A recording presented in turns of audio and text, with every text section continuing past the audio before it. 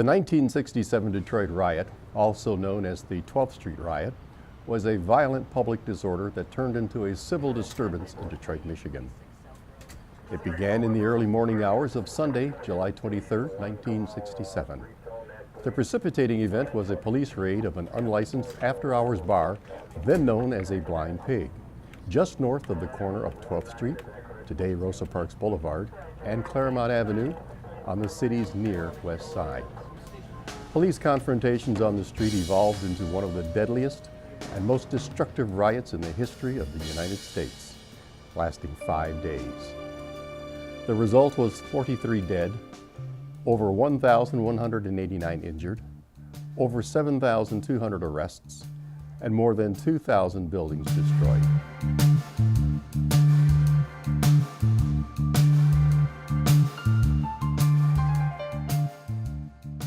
As most of you will know in the community, 50 years ago, Detroit went through a catastrophic event historically, and so the anniversary is coming up in July, and the library has decided that they want to recognize the summer of 1967. Southfield Public Library, in honor of the 50th anniversary of the Detroit riots and uprising, will be taking oral histories from the community. We want to know your memories and your reflections on that particular week in this metro area. I was living on Hancock, just west of the Lodge Freeway. It was an area that was a mixed area of students, families, multiracial, multinational families.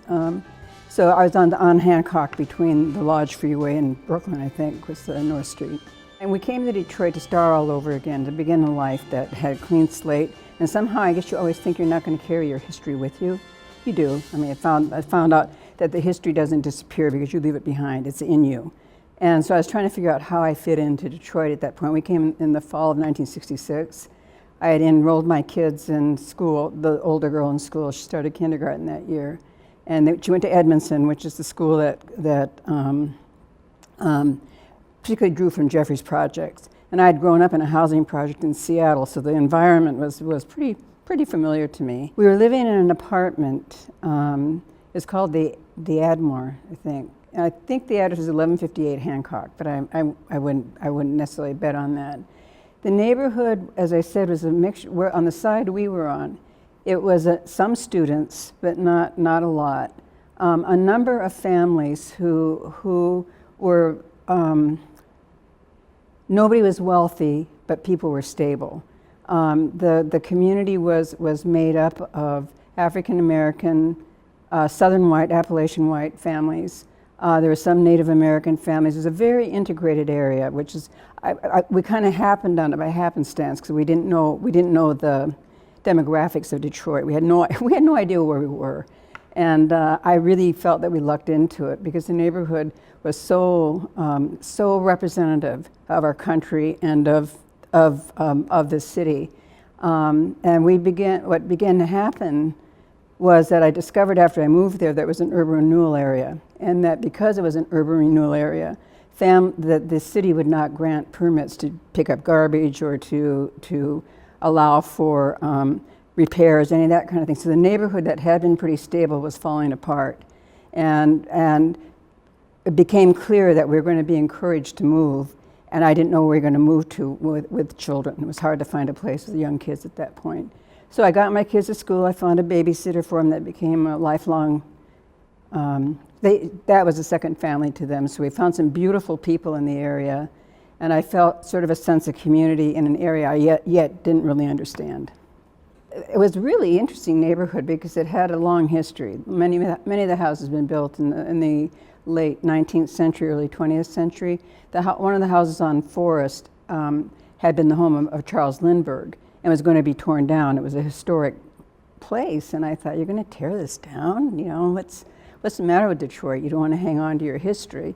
There were a lot of apartments, and there were a lot of wood frame buildings. That's what I remember. When 1967 in July happened, the wood frame buildings made a big difference because a lot of them went up in flames because they were so inflammable. The housing was basically, I think it was probably largely a working class neighborhood before we moved there, but it was on the decline by the time we were there. We didn't have a yard in the house, in the apartment building we were in, but houses had yards. They weren't large. Well, depending on where you were. If you went over to Avery or you went to some of the streets further west, there were some pretty good sized yards there. Where we were the whole area is torn down now, so I kind of I've lost my frame of reference about what it looked like. That whole period of time for me was like this big dream. Everything was happening so fast and so intensely. But what I found in the neighborhood was that it was interesting because people were saying, if anything ever happens in this neighborhood or this neighborhood ever blows up, we are going to be fighting each other. That there seems to be some harmony right now, but it's an uncomfortable harmony. It's an uncomfortable peace that we have here. So if anything happens, but what I remember the city, was it Kavanaugh that was mayor then? I don't remember who, I think it was Kavanaugh. But I remember the predictions were, we've solved all of the problems of race and income inequality in this country and the city. Don't worry, Detroit will never have a Watts or have a Newark or have any of that. I was born in Atlanta, Georgia, and I came to live with my parents when I was 12 years old. I graduated from Hamtramck High. I did my college education from Wayne County Community College, associate's degree, a bachelor's degree from Madonna University, and I went on to graduate school at Wayne State, but I did not complete my graduate studies. We were living over on a street off Dexter Avenue and West Davison, in that area. Dexter and Dexter and West Davison. I can't think of the name of the street. No, we were at Davison and Dexter, which was, if you took Dexter down we made a right turn coming from Davison on Dexter, and when you would go straight down Dexter, you would come into West Grand Boulevard, not too far from the hotel or the motel where the incident had taken place. Well, the neighborhood on Dexter at that time was integrated. Blacks and a lot of older people, white citizens that were living in the neighborhood at that time. I had gone to school in Hamtramck, and Hamtramck was integrated. And so some of the neighborhoods that we moved into at that time, the neighbors were pleasant. We didn't have any, well, I would say my family, we didn't have any issue with some of the neighbors. I mean, there were issues going on because when we moved in our community, there were a lot of white flight that had started. You know, there were neighbors, there was a mixed neighborhood, and I would say within the year that we bought our house and we moved, within, I would say 6 months to a year, we could see the change in the neighborhood. It was becoming predominantly black. There were still some whites in the neighborhood, but for the most part, most of them were moving out, white flight. In 1967, I was living in Bricksdale Park, and the neighborhood that was closest to us was Coney Gardens area. That's what we were known for. And my neighborhood was great. I had a good childhood. I enjoyed going to school. I went to Pershing High School, and it was a nice neighborhood. Good neighbors, good children. In the evening, when we would come home from school, we had porches, we had backyards, we had all kind of activities. It was close. The kids would congregate sometime at one house, then at another house. It was just a close community. Mm-hmm. It was integrated. Like I said, I went to Pershing High School, and it was 50% black and 50% Caucasian.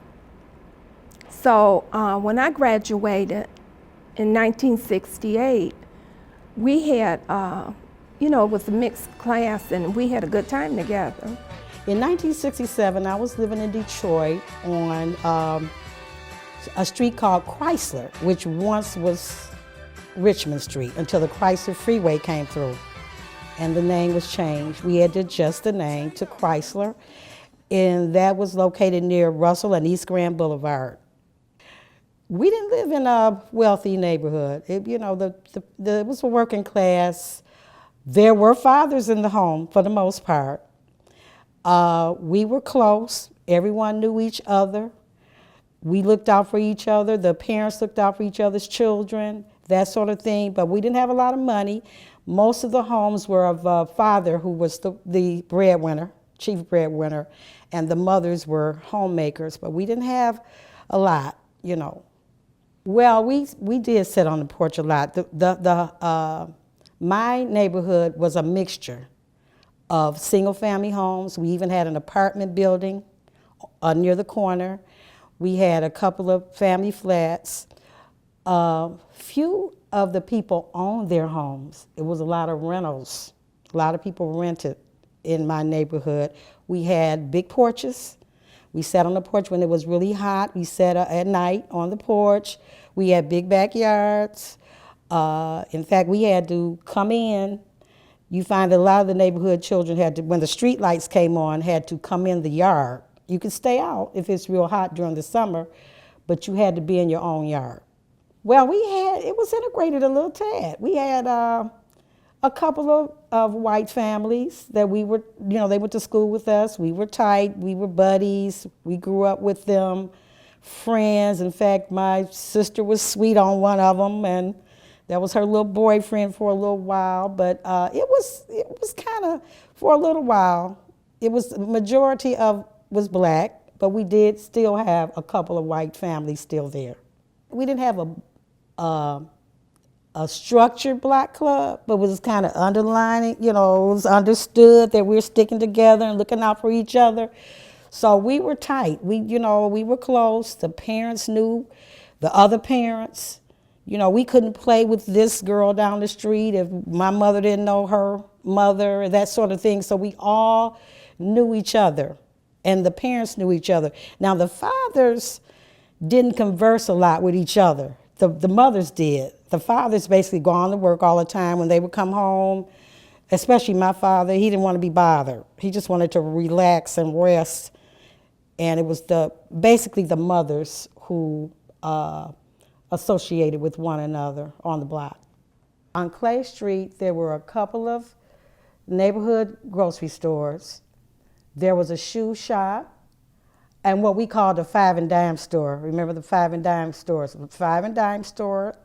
There was also a shoe store because Mom used to get our boots from there a lot because it was in the neighborhood and we can walk up because we were a one-car family. Dad was gone to work in the car, so we would walk up and get the shoes. An ice cream parlor, fish market. That's about it I can remember. I was living, at the time I grew up, on the west side of Detroit on 28th Street with my mother, father, and 3 sisters and 2 brothers. On the summer of '67, I was living on Pennington on the northwest side between Outer Drive and 8 Mile Road. In 1967, I was actually living on Baldwin Street near the corner of Kercheval. And I had just recently moved there with a friend. The neighborhood was a pretty stable neighborhood on Kercheval and Baldwin. There were quite a few commercial businesses right on Kercheval. Hardware store, I don't remember some of the other shops. But it was a stable neighborhood in those days, and seemingly a lot of people, it was like a 6-unit apartment building. Everyone seemed to know everyone. It was like family. So it was a good place to, to have a small child because other people had children, and, it was like a community. It was a predominantly black neighborhood in terms of residents. but the commercial businesses were, you know, Caucasian and maybe some Asian. Yeah. It was a type of, that 6-unit building was kind of the people didn't even lock their apartment doors. So it was just like one big house, actually. And that was new to me, because I had never lived in an apartment. I had always lived in a home or a, you know, 2-family home, like a duplex or a flat. I was living on Oakman Boulevard between Dexter and Linwood. The neighborhood was beautiful. Oakman was a boulevard street with beautiful trees in the boulevard and lovely lawns and just a very well-kept area. And looking out at night, it was always so pretty to see the trees in bloom and the leaves and all of that in the boulevard, and then to watch the changing of the seasons. Interesting thing about that is that my parents, when they first moved to Detroit, they couldn't imagine living in that area. But as time went on, we moved there when I was in middle school. There were 3, 4, 5-bedroom homes of all, some ranch, mostly 2 stories. A wonderful neighborhood association. I babysat many of the children. Parkman Branch Library was down the street. I had my first job there. Lots of interaction with the neighbors. Babysitting the neighbors, the community association, very well-kept, intact neighborhood. All African American except 2 doors down, there was a family from Malta. And my brother played with a little boy. I remember asking his sister, "Where are you from?" And she said, "Malta." That was the only family that I can remember that was not African American.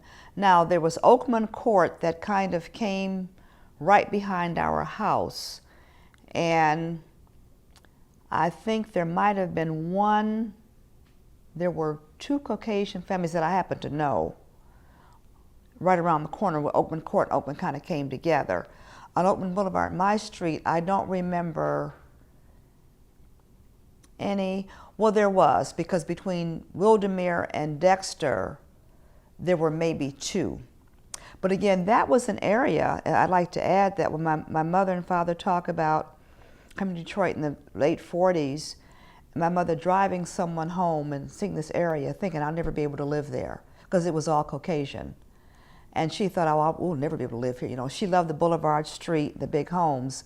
And of course, as African Americans during the time, you knew where you could and you could not live.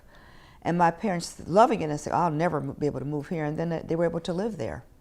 I do remember, and we haven't gotten to this yet, that there was still racial tension in the government, and my father, who was a professional African American, he still experienced on his job quite a bit of racism. But that was the norm. I mean, during that time, as African Americans made gains, there was still a price to be paid with the race that just existed. And I think at that time, you just know that it's there. It was there with the police for sure. You go back and you remember subtle things that happened that somewhat frightened you. But having grown up in a situation where in the Episcopal Church there are a lot of interracial groups, we had people in our home at all times of different races. So it was nothing new. But those were people that accepted you for who you were. But you knew that other areas of society did not. It doesn't taint your feelings of other people, it just makes you more aware. My father, sometimes being up for promotions and not getting them, and he never said what it was until years later, and so I said, that was racism. He was highly qualified for whatever, but they changed the rules on you. Or another friend's parents who was wanting a job and didn't get it, so you just figured you just didn't get it. But as time goes on, you look at qualifications for things, you realize that person was qualified. There may have been a racial issue as to why they didn't get it. I think at that time, and I'm just thinking this, when these things happen, parents who were progressive did not want their children to be stymied by thoughts of, you can't, it's because of the way you look. You still keep trying, you still keep persevering. You know now why it was done, so that you wouldn't feel like, well, you know, I have a degree, I shouldn't apply for it. Yes, you should. They don't want to say that to you. Or the slights that our parents are doing, that was just a way of life. Just a way of life. And you just accept it and you move on. You don't let that hold you back. I was living on South Clarendon. In fact, it was 5015 South Clarendon. It was near Grand River and Joy Road. There was no Jeffries Expressway then. It was a lot of two-family houses, you know, with an upper and a lower flat. They were beautiful, they were brick. We had hardwood floors. We had a big porch that went all the way across the front. We had sort of like a pass hall when you came up the stairs because we lived in the upper flat, and you could either go to the kitchen or to the living room when you were at the top of the landing. We had 2 bedrooms, a bathroom, formal dining room. We had not carpeting, but carpets. You know, it was a lovely place. It was a mixed neighborhood. You know, it was probably changing where there were more blacks and whites, but most of us were young families with kids. In fact, my sister-in-law lived 2 blocks away. She had her own home. It wasn't a two-family. It was a lovely neighborhood. I mean, you could go walking at night. I used to take the baby because I had a small child at the time, and I used to go take the baby for a walk in a stroller. There were people walking with kids with strollers and out and about, and sometime we'd walk up to Grand River and Joy because there was a little park there. It was lovely. I liked it. I worked part-time at the parish in the office is what I did before I got married.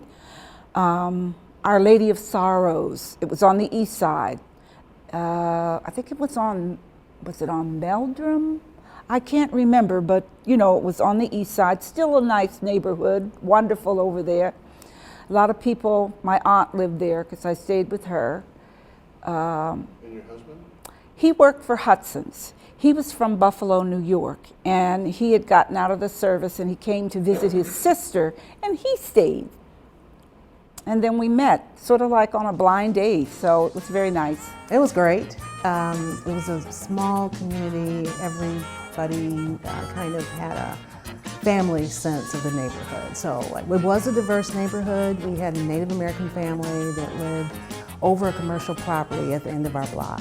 We also had Hispanic neighbors and we had white neighbors. So it was a fairly diverse area. Lots of block parties, backyard barbecues. Everyone walked to school, so it was a good time. Well, we had a couple of schools near us. So I attended Kyton Elementary, which I believe now is a special ed school, but at that time was just a general K through 5 or 6, I believe. The other school was Brady. And Kyton was a newer construction to accommodate the growing population. So Brady was an older elementary school, and my sister attended Brady. The junior high school in the area was Winter, Halter, and Durfee. And then there were 2 high schools nearby. One was Northwestern, the other was Central. It was in many ways a very good community from a child's point of view. You know, I'm only giving you a child's point of view. But what I remember is that people painted the trim on their houses in the summer. Everyone had flowers. My mother had a huge rose garden in her backyard. And we had block parties where we would have the street would be partially blocked off.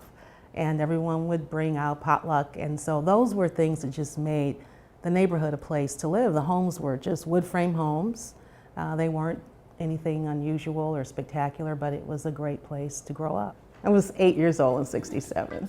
At that time where I was living in the upstairs. People you didn't go out and buy a new house when you got married. You lived in an income bungalow. You found a flat somewhere, an upstairs flat or a downstairs flat, and you lived there for a while and you saved up your money until you got enough money to buy a little house somewhere. And I was living at, like I said, at Linden and Livernois with my wife and my infant son at the time. There were pretty large houses. The houses were fairly good size, but they were on the very small lots, you know, city lots on the inside of Detroit. The area was mainly middle class. Like I said, I was a service technician. There was a lot of people who worked in the shops and the little tool and die shops and the tailor shops and whatever that were in the neighborhoods at that time. In fact, I know at that time there was even several doctors and dentists and lawyers who lived in the general vicinity. They didn't all live out in Grosse Pointe or whatever. They still lived somewhat in the city. It was just a middle class neighborhood. It was fairly well integrated, I believe, yes. In fact, all the time that I lived in Detroit, I always grew up with in the integrated. I'm thinking of the right term. Everything was integrated. Schools, whatever, the area. It was fairly open. You know, people would sit on the porch, you walked up and down on the street, you'd walk down to the corner. That was been the days when you had a corner grocery store, you had a corner soda shop, you had a corner pharmacy. If you needed a gallon of milk or something, there was always a little grocery store right down the street somewhere. And you could walk. It was easy to walk to places, a couple blocks. I grew up on the west side of Detroit in the Olympia area. Anybody that knew Detroit knows where the Olympia was. So I was about 5 blocks away from the Olympia, 25th Street near McGraw. That part of Detroit was very nice. We called it lower middle class. Now, it's hard to drive by because most of the streets are vacant. The homes are gone and they're vacant lots. So it's hard to drive by. The memories pull at your heart. Yes, we had beautiful front yards and backyards, and we had rules for the area. You didn't go outside as a child. You didn't go out front to play until after 3 p.m., which is during the school year when school was over and you had a chance to come home and do your homework. And during the summertime, after you had done all your chores around the house, you could tell when it was 3 p.m. because all the kids came busting out the door. You were allowed to be out front and play. It was a very cordial neighborhood. Our block was off to itself mostly because we were only 2 blocks long. Our block had been cut off when they built the Edsel Ford Expressway. Our block was a lot of fun because when they built the Edsel Ford Expressway, they built an exit ramp right off those 2 blocks. So we grew up knocking the handles off of garbage cans and using them to slide down the embankment when it snowed, because it took a couple of years for that to be built. So we had our own private hill. The neighborhood was pretty close. Our grandparents were the president and the treasurer of the block club. And block clubs were very, very important back then. Everyone kept their neighbors up, the neighborhood up.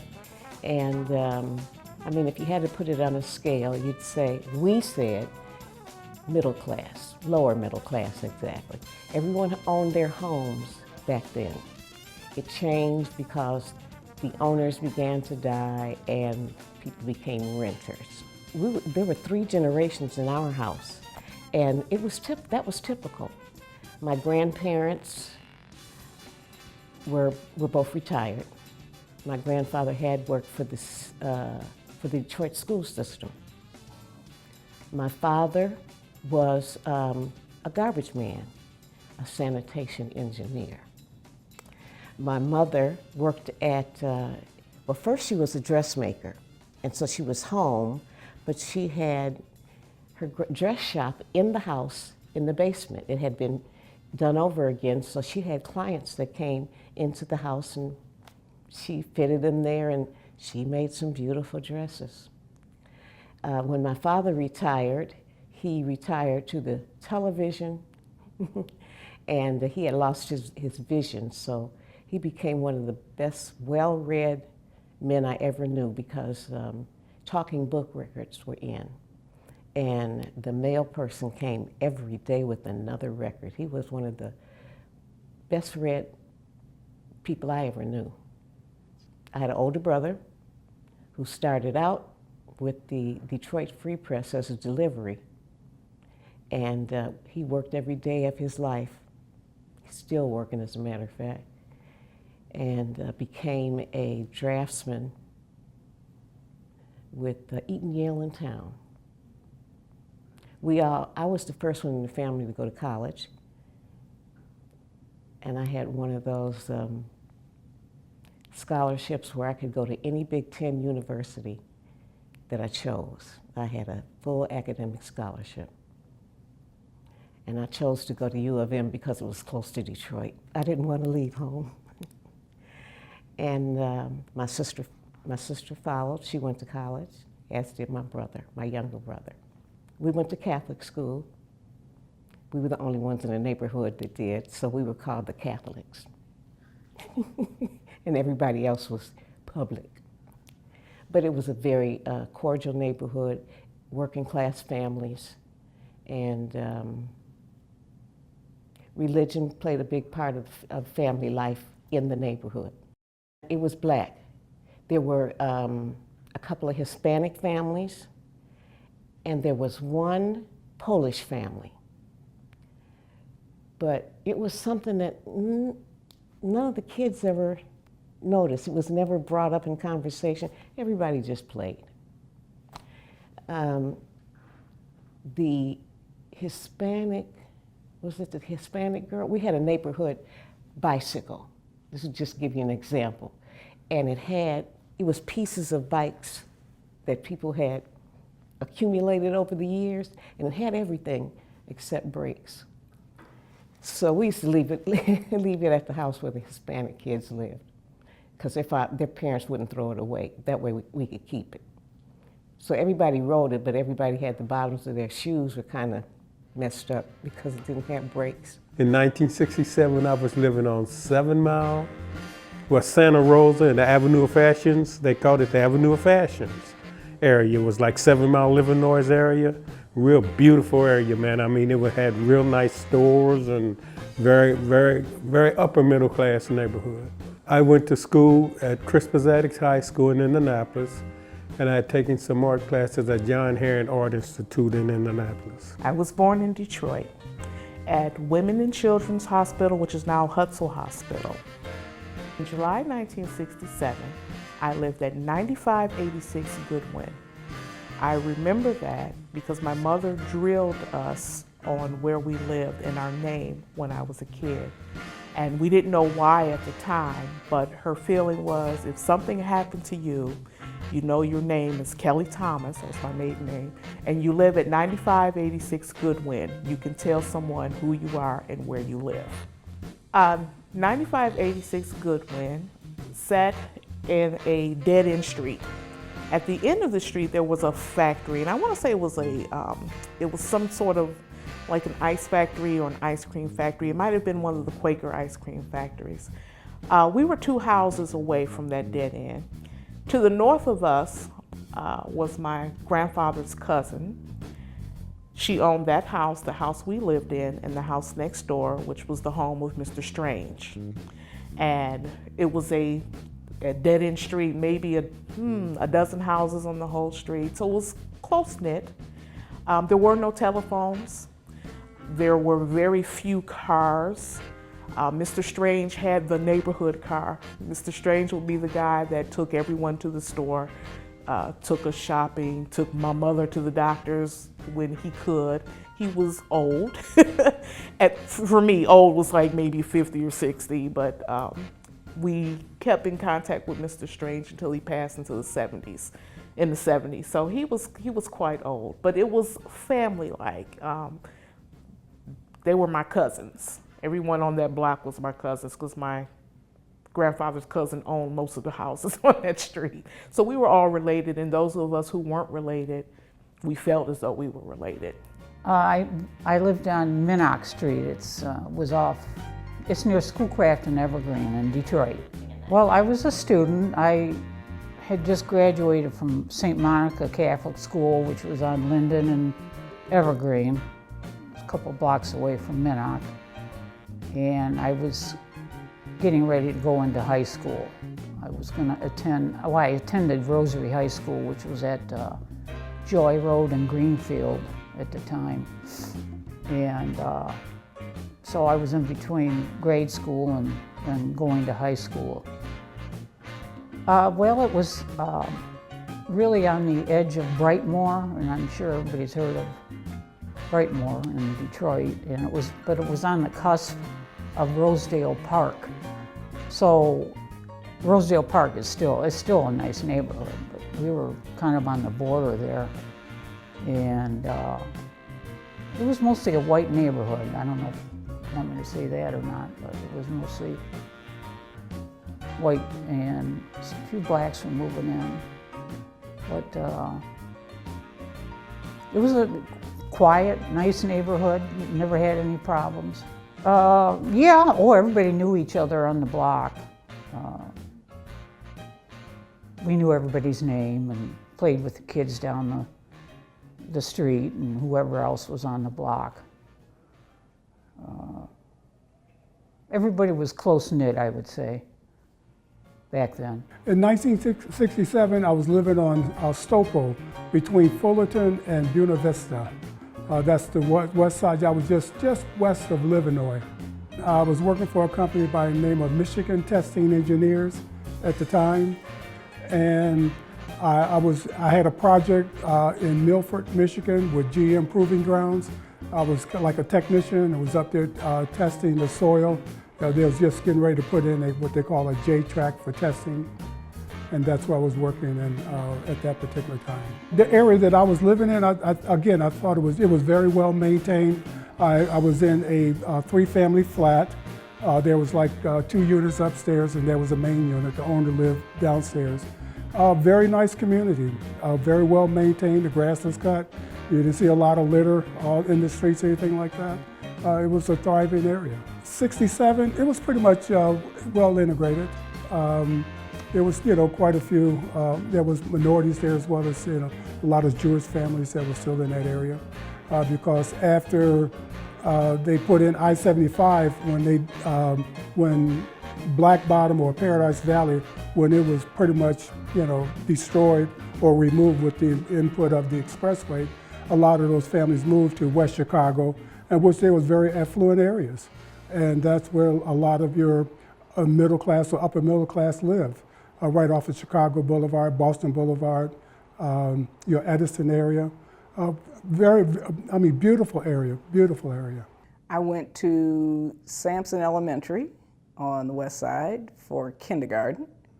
And then I went to St. Benedict the Moor, which is on the corner of 30th and Cobb in that same neighborhood for 1st through 5th grade. And then school closed and we went over to St. Cashmere, which is over in the southwest section. It's on Myrtle and I can't remember what the cross street is. So over down near Michigan, Trumbull, that area. I was living on Beagle in, like I said, between Warren and Tyerman on the west side.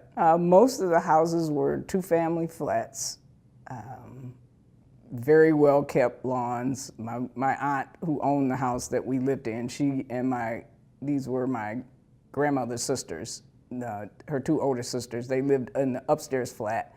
My mother and the 6 children lived in the lower flat. My father had passed away in '64. So, but the neighborhood was rows and rows of basically 2-family flats, very well, kept lawns. My aunt was the gardener in our home. She would get up at 5 o'clock and water the grass, even waking you up if it had to be, but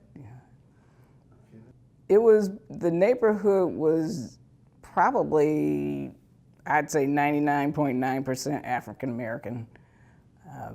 Families, there were a lot of 2 generations of families. Like I said, my 2 great aunts lived upstairs from us, and that was not unusual. My next door neighbors, their grandfather lived in the flat upstairs, and one of his children and their kids lived on the flat below. And the people who lived next door to them, one of my mother's best friends, Marybelle, lived with her uncle and aunt who were raising her. Her mother died when she was born. So they were raising her on the upstairs flat, and they had two sisters who lived on the lower flat. So it was, you know, lots of families with a lot of children. I think there were probably 30 to 40 children on my street alone, just between Warren and Cobb.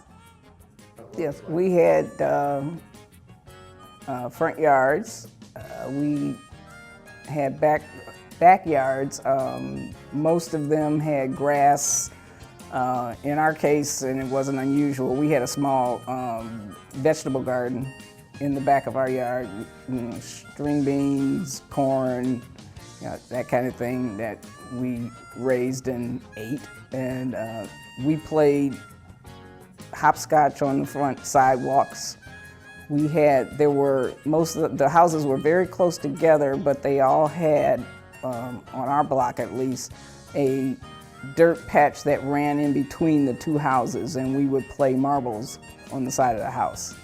So yeah, there were a lot of kids. We played baseball in the streets at night, rode our bikes up to the street over from ours was where Sampson Elementary was, so we'd go up there and play baseball and on the playground up at Sampson.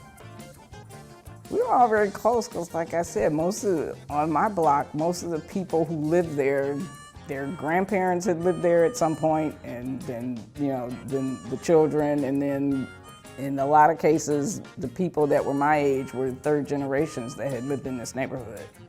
That was true up until probably the mid-70s, maybe late, you know, 79, 80, when people, as the parents started to pass away, some of the kids would stay and some of them moved out to other places. But, you know, at the time that I was growing up there, it was a lot of families who had known each other for at least 2 generations. At that time, and I didn't know at that time what the connection between the police, the city, the neighborhoods, I didn't understand all of that. But I do remember that it was a time when the police were feared, and my childhood memories of police at that time were they were somebody to be afraid of. Part of my mother drilling into us, I was the first one she drilled, this is your name, this is where you live. It was my responsibility to later teach my brothers and sisters, this is your name and this is where you live.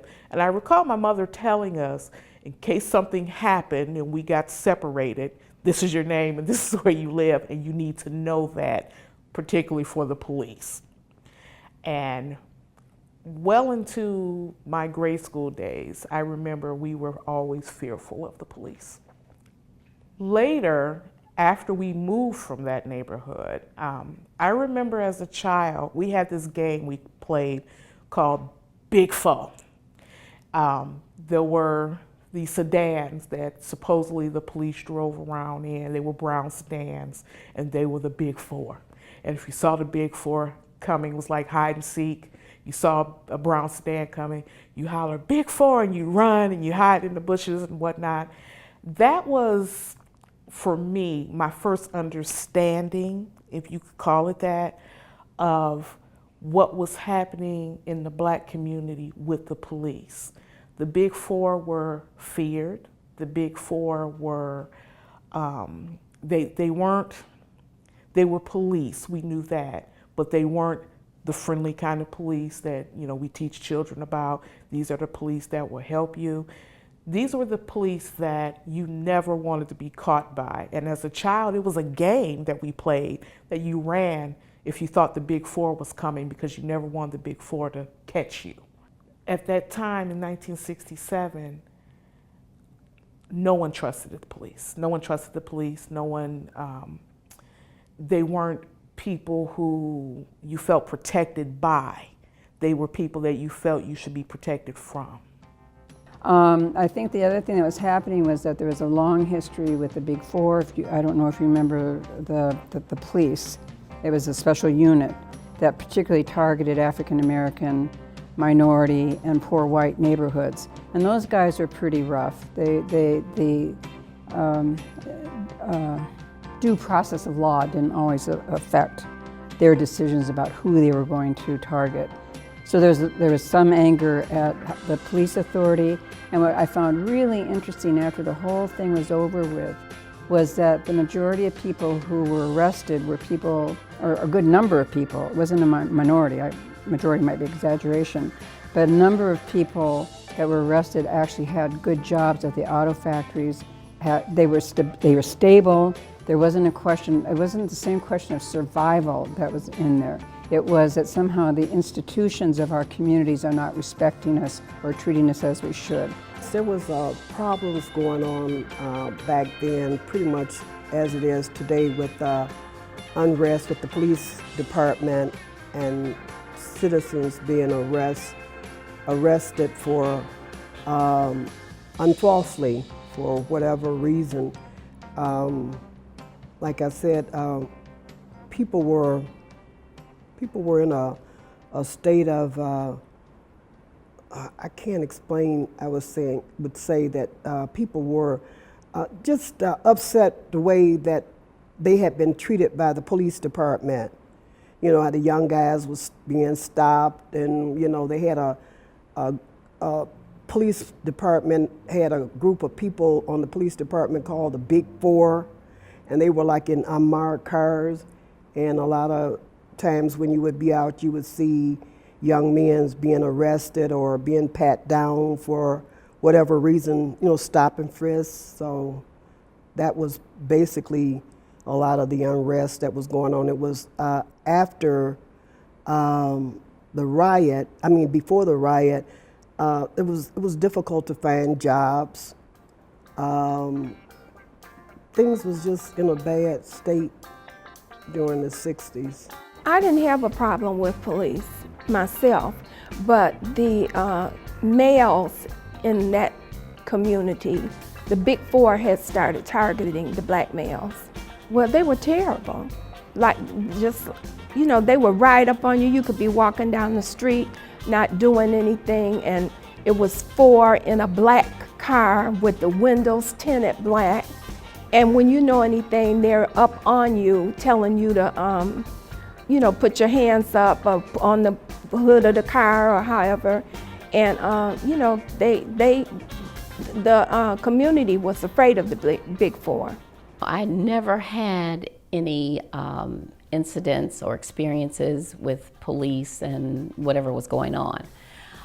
But the way I look at it, and especially with the description of free-for-all and the civil disturbance, I think there were a lot of pent-up emotions that had existed for decades. And you know, like a powder keg. You know, a powder keg would eventually explode under heat and pressure. And I think that can best describe what was going on perhaps in that first community where it really, you know, initiated. I don't really know. I was familiar with 12th Street growing up, that it was an entertainment haven. You know, there were a lot of jazz clubs there, things like that, and that was kind of party central for the city, both black and white. And I don't know what actually the day-to-day, you know, occurrences there because I didn't live in that area. But what would have been described as free-for-all, perhaps the people in that area where the stores were just saw it as an opportunity, sort of like the have and the have-nots. And I don't think fair reasoning or good judgment played a part, because sometimes it may have been that they were caught up in the emotion or the heightened, you know, activities. And, you know, there's two ways to look at it. Those who are in authority and exercising that authority in ways that may be questionable. And then that may have been the way to rebel against that, especially the unquestionable or the questionable authority that was being used. I never even saw a police car in our neighborhood. I don't remember anyone ever calling the police for anything either. And I know I didn't. I mean, it was just nice. That's all I can tell you. It was nice. But I wasn't afraid I wasn't afraid of my people. I don't know about the police, because if you aren't doing something and aren't in a neighborhood where the police go or something like that, you don't really run into them. I do remember the Big Four though, because they had these big blue station wagons, and there were 4 policemen that rode around in them, and that they all carried shotguns. And that was pretty scary to me. I didn't want to do anything or be involved with anybody that would have these people come. I mean, that was scary. That was terrifying. And I think our people were always being accused of things, whether we did them or not. And it's like, well, maybe they needed to be arrested and maybe they didn't. I mean, everybody played the numbers. I'm sure there were more important people out there that you needed to arrest than the number guy around the corner. He wasn't doing anything. And I think that was everybody's attitude, that people in the deep inner city were just tired of being harassed by the police. I never saw a police car in our neighborhood, ever. I saw a lot afterwards, though. There's one thing I also want to mention is when I was growing up in 1950, I became involved in a Boy Scout troop, which turned into an Explorer post, which I stayed in for 8 years. We were sponsored by the Detroit Police Department, the 9th Precinct, which was at Bethune and John R., which was one of the 2 precincts in the city that had mounted patrol.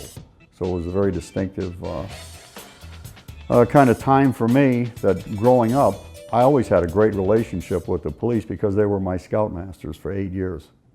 Then I went into the military and was in the military for a total of 6 years, active and inactive duty. The climate between the police and the citizens of Detroit, and I mean the black citizens of Detroit, was, and so you stayed out of their way, and you hoped that they would stay out of yours. There were some that just wouldn't. Some of the police wouldn't. They went out of their way that if this was the line, they kept moving it closer to you. Cross it, please. And that's when I used the word "and," because I'd move back out the line. You moving back, okay, and you'd file that, because someday you can get a chance to turn it around. As I said, I was well into elementary school before I felt I could trust police. I'm a child of the Coleman Young administration. When Coleman Young was elected, you know, it wasn't just important to us that it was the first black mayor. We were afraid of the police before Coleman Young came. And I never felt safe with police until after Coleman Young. And that was the atmosphere that I believe I shared with many children of that time, was that, you know, the police weren't somebody that protected you, that you needed protection from the police at that time. And that's something I don't think the media ever portrayed in anything that I've seen about the '67 riots. It was a lot of things going on as far as the police department. You had, they had how can I put it? They had one group called the stress team, meaning that, let's see here, stop the burglaries, stop the robbers, and enjoy safe streets. I guess that's what stress actually meant at that time. And during that time, I think the police department was killing a lot of citizens, more citizens than any other city in the United States at that time. And then also I remember another police force called the Big Four. They used to ride around in a very large car, 3 officers was in plain clothes, and there would be 1 officer in uniform driving.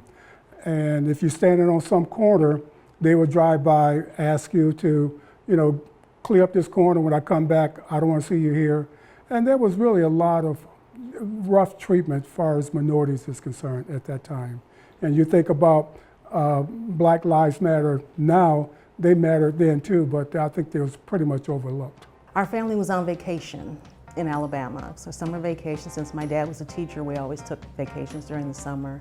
And we were staying with my mother's parents at the time, and they heard and saw the reports, and there were pictures on the news of sections of the city burning.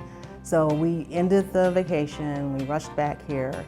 I remember my mother's father saying, if you get there and it's too terrible, just turn around and come back, you can stay here. So that was pretty scary. Everybody was on the streets. I don't remember if it was a weekday or a weekend, and that does matter, so I don't remember exactly which day of the week it was, but everybody was outside. We were told to keep all of our lights out after dark. People shot out street lamps. So it was just the feeling of nothing was normal for a summer.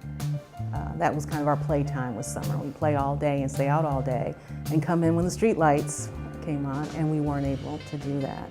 So there was looting, there was destruction of some of the storefronts, the smaller drugstores. I recall seeing some of the neighbors looting a local drugstore. And so the alleys behind our house were paved alleys.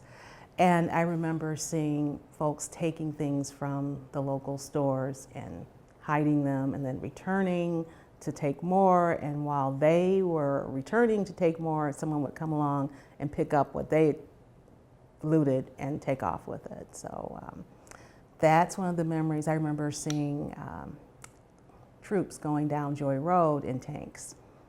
And that was very scary because my dad had been in World War II and Korea. And I remember he always watched military shows like Hogan's Heroes and McHale's Navy. And so I knew if you saw somebody with a gun, that meant that somebody might get shot. I was 19 going on 20 or 20. My birthday was in December. But I'm gonna tell you, I remember distinctly, I was on a Hamilton bus going downtown because I didn't have a car yet. I was on and we were on the service drive. I'm gonna say it was at Claremont. It was on a Sunday. I remember it like yesterday. It was like maybe 3 or 4 people on the bus, okay?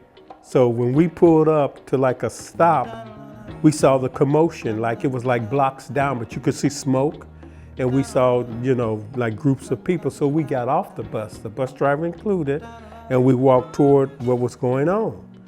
And the closer we got, we saw it was like chaos. And all of a sudden, it seemed like everybody started running toward us. So we turned around and ran and got back on the bus. And we, traveled. So I got downtown, I caught another bus and went to the east side of Detroit. I was going to visit a young lady I had met. I was working downtown at Crowley's. And I was going down, and I was going to see her. So I eventually called my aunt, and she said she was worried to death about me. And I said, why? I'm okay, Aunt Alice. She said, have you been watching TV? I said, no. Turned the TV on, and lo and behold, what we just witnessed, basically, but it had escalated, was on TV. Getting on the bus, going to work every morning, not knowing we weren't supposed to be going to work. I mean, it was like a movie. Said it was like a ghost town. It was like a war zone, but no destruction. I mean, you saw the National Guard, you saw them in the Jeeps, the little half tracks, and you saw some of them in buildings, with their rifles. But it was no one there. No one was downtown. I'm going every day because no one was telling us. So I'm going to work every day, going to work every day. And finally, I just stopped going. But I remember when I went to work, and we had an employees cafeteria the day everybody went back. And we were like family down. I mean, black, white, green, yellow. We were like this. I mean, we were really close. So as soon as I get in the cafeteria, I see all the black people sitting here, and I see all the white people sitting further away. And I shook my head. So I said, I went to my black friends, I said, what the hell's going on? And they just did like that and pointed. And I said, well, this isn't right. And so I went to some of my white friends because, like I said, we were really like family. Every day we did stuff. We interacted. We did stuff after work and everything. I had some very friends in all colors. So I talked to them. I said, why are you guys sitting over here? They couldn't give me an answer. So me with my big mouth, I went up and I made a speech. I said, this is BS. I said, this is not right. And I told them. So I sat with my black friends for a little while, and then I got up and I walked out of the cafeteria. I just got up and walked out. I was working at Channel 4. Their operation was right downtown. So I had to pass by troopers and police. And the first night I drove back to Royal Oak after the 11 o'clock news. And I noticed that all cars going the other direction didn't have their lights on. And I said, why aren't they? Oh my gosh, I'm just a target with my lights on. So I turned my lights off. The next night I went home through Hazel Park and I got to a stop, armed police, and I'm talking to the officer here, and I realize that there's a rifle pointed at me over the hood of this police car and another one over the hood of that police car. Thank heavens I had all my credentials and they waved me on through. The entire city was not moving. Smoke. That's the only thing I could see. Even the nights I stayed in a hotel right across the street from the TV station, it was just glowing pockets around the city. I was talking to a cameraman from the network, and of course those are the days of film, not videotape, so it wasn't an instant. When you got back to the station, you had to develop the film, edit the film, and then get it on air. And this one reporter who would come in from the network said, when you're in Vietnam and you're walking through the jungle, a shot ringing out isn't that unusual.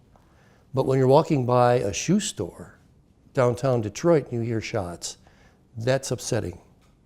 The trigger was a speakeasy that got raided and people got roughed up, and they suddenly had a little mindset of, I'm taking what I want to take and you can't stop me. We had footage of a fur store downtown, and the same car came up to that fur store 3 times and emptied their window displays. Every weekend I would devote my time to horseback riding, and I went to the fairgrounds riding school every weekend. That particular day, July 23rd, they had seasonal horse shows at the fairgrounds. They had 2 shows going on at the same time. I was in the outdoor ring, and during the competition I could see the smoke off and going south, it would be rising in the sky, and I didn't know at the time what was going on, because I'm telling you, all I was focused on was that the horses and the show and everything. So after I won the ribbon, then I heard rumors about a riot going on, and I didn't know what that meant. I was only 14, and didn't really have too much meaning to me. I would read the newspaper, and I followed it as best as I could. Watched it on the news. We only had, 4 stations there, 2, 4, 7, and 9. Well, I grew up with the riots, so it was, the '67 riots, so that's implanted permanently in my brain. I remember all the destruction and everything, and, the news and everything going on at the time, and, it was a horrible moment. All the buildings being burned and National Guard going in, I remember that. And it was just, it was a terrible time.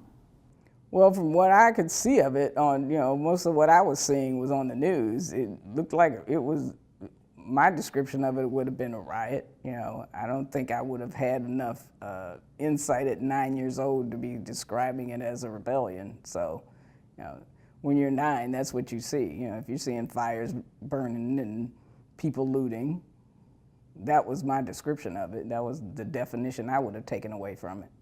From the history of this, our country and history of what was going on with the police and the black community in Detroit, you know, going back probably to the 50s, I'd definitely say it was a rebellion. And I think, you know, probably because if you hold people, you know, down and take things away from neighborhoods, you know, there's the situation of, you know, the freeways being moved straight through the black neighborhoods that were prosperous at the time, and they were just broken apart, and the explanation was that it was progress, but in a lot of cases it was breaking up what was, you know, strong middle class black neighborhoods, and, you know, they were just, you know, dismantled, and, you know, that breeds resentment. So I think that had a lot to do with what was going on. And there were fires on Warren, and you could see it from, we literally lived less than a block away. I mean, my house was in the middle of the block, so if you were standing on the sidewalk or on your porch, you could see it, you know, so I didn't have to have people describe it to me. I could see it happening. And like I said, Sampson Elementary was in the middle of the block, which would have been west of us. They had National Guardsmen that were stationed on our playground, the playground that I used to play baseball on. That was one of their staging areas. So we saw the tanks come down, you know, our street, headed down to the elementary school. Teenagers mostly, I remember, that were the looters that I saw coming down the block, you know, usually like between 7 and 9 in the evening. Now this was, you know, it was still light out somewhat, you know, that we didn't have daylight savings time that drastically back then, but, you know, it wasn't like they were ashamed of it. They weren't trying to hide it, you know, because there were so many people that were involved in it. And I remember the one vivid one was two older, probably in their 20s, actually carrying a couch down the street.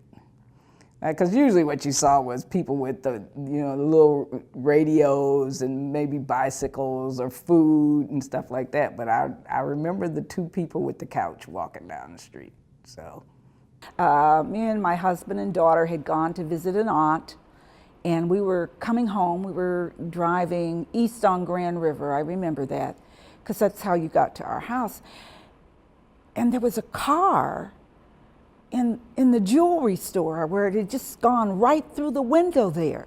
And people were running around in the streets and shouting and everything. And we hadn't had the radio on, and we turned it on, and it was really scary. Even thinking about it now, I can feel my heart racing because I was so frightened. I'd never seen anything like it. People were running in the streets and running in the stores, you know, it was just really scary. And when we finally got home, you know, the news was telling us to turn our lights down, keep our heads down, and, you know, it was, all you could hear was gunfire at night. That's all you could hear, and sirens. It was very, very frightening.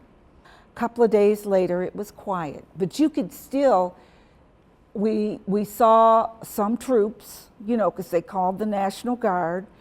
And then my niece came around. She lived around the corner, and she said, "Auntie, let's go for a walk up on Grand River. You just would be amazed to see what happened." So we did. We walked all the way. We started at Grand River and Joy and walked all the way down to the boulevard. That was a lovely neighborhood. We had Winkleman's, we had Kresge's, we had all kinds of shops. There were jewelers, you know, just mom and pop stores. They were all just destroyed, just windows broken, things smashed. It was just like a really bad dream. How did this happen? I don't know why people acted that way. I only knew at the time what I heard on the news, and that it had something to do with an after-hour joint that the police had raided.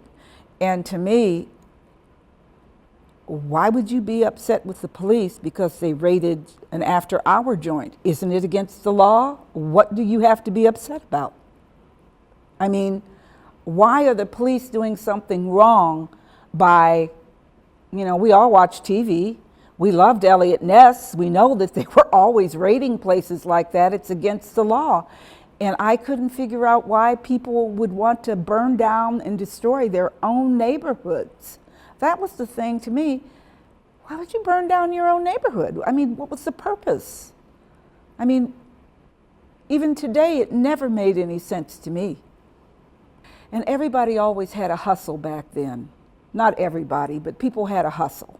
They did there was numbers people everywhere. In fact, in the lower flat, there were 2 old gentlemen that lived there. And they were in their 60s, and they were the numbers men in our neighborhood. So it's not like something we weren't aware of. I don't think it was random. I think it was planned. I think that they just needed a trigger. That's all. Because you remember, they were happening all over the place. So Detroit had to be involved. This is a big city that wasn't going to be left out. It was, I don't remember the exact date. I was going to try and find that out, but it was a Sunday. My wife, my son, and I had driven out to my dad's place. He had moved from that Finkel and Wyoming area the year before out to Clinton Township, around 15 Mile and Gratiot. So Sunday afternoon was a day to go out and visit mom and dad, have dinner, watch the ball game with my dad, et cetera, and then come home. Well, during the ball game, I remember that at one point they took a shot over Tiger Stadium up to the north, and they were talking about this big plume of smoke, all this smoke that was going on up to the north, and was wondering what was going on. And I didn't give a thought about it, but the closer I got to it, I said, I thought to myself, wait, there's no fire department there, there's no police cars, there's nothing going on. How come this building is burning so badly and there's nothing going on? I figured, well, there's something going on around here. National Guardsmen with fixed bayonet on a rifle, barricades, and as I said, once you've been in the military and you see something like that, you know that there's some problem somewhere. I didn't know what was going on at the time, but I knew there was something serious. So I figured before I go home, I'm going to kind of check out the neighborhood, the area, and see what's going on around my general area, which was still somewhat north of where 12th and Claremont was. And for some reason, I turned left onto Finkel instead of continuing on down Livernois. And I had to stop my car because on my right side, there was a small family-owned furniture store of some kind. I had to stop the car because there was 2 guys carrying a sofa that they were looting the furniture store. They carried the sofa right out in front of my stopped car and went across the street. And that was my first inkling, no, there's something really weird going on here. So we drove home, and the further I got away from Finkel and got closer down to the neighborhood, the more quiet it seemed to be. So we beat it into the house and went upstairs where we were living. And my wife and son, I told them to go to sleep. And I just kind of sat up and I turned the TV on, and TV coverage at that time was kind of very minimal. But they were showing some live shots of things that were going on around the city, and I sat up kind of nervous for the rest of the night. As far as I'm concerned, again, I kind of speak from being a military non-commissioned officer. At one point in time, I was trained. We were trained in riot control, crowd control, etc. And this was not just a disturbance. It wasn't just a protest. I mean, people were rioting. People were being shot. People were being beat up. They were throwing things. This was not just a peaceful kind of a protest, even a vocal protest. It was, there was force involved. And to me, that turned it into a riot. I first heard about it when the guy that sells Muhammad Speaks newspapers, you know, he would come through the neighborhood. And he mentioned to somebody as he was walking down the street that you should fill up your bathtubs and your pots and pans with water. And everybody said, why? And he said, just do it. And he said a few words to my grandfather in private. And my grandfather went in the house and started filling up the bathtub with water. So everybody fills up the bathtubs with water.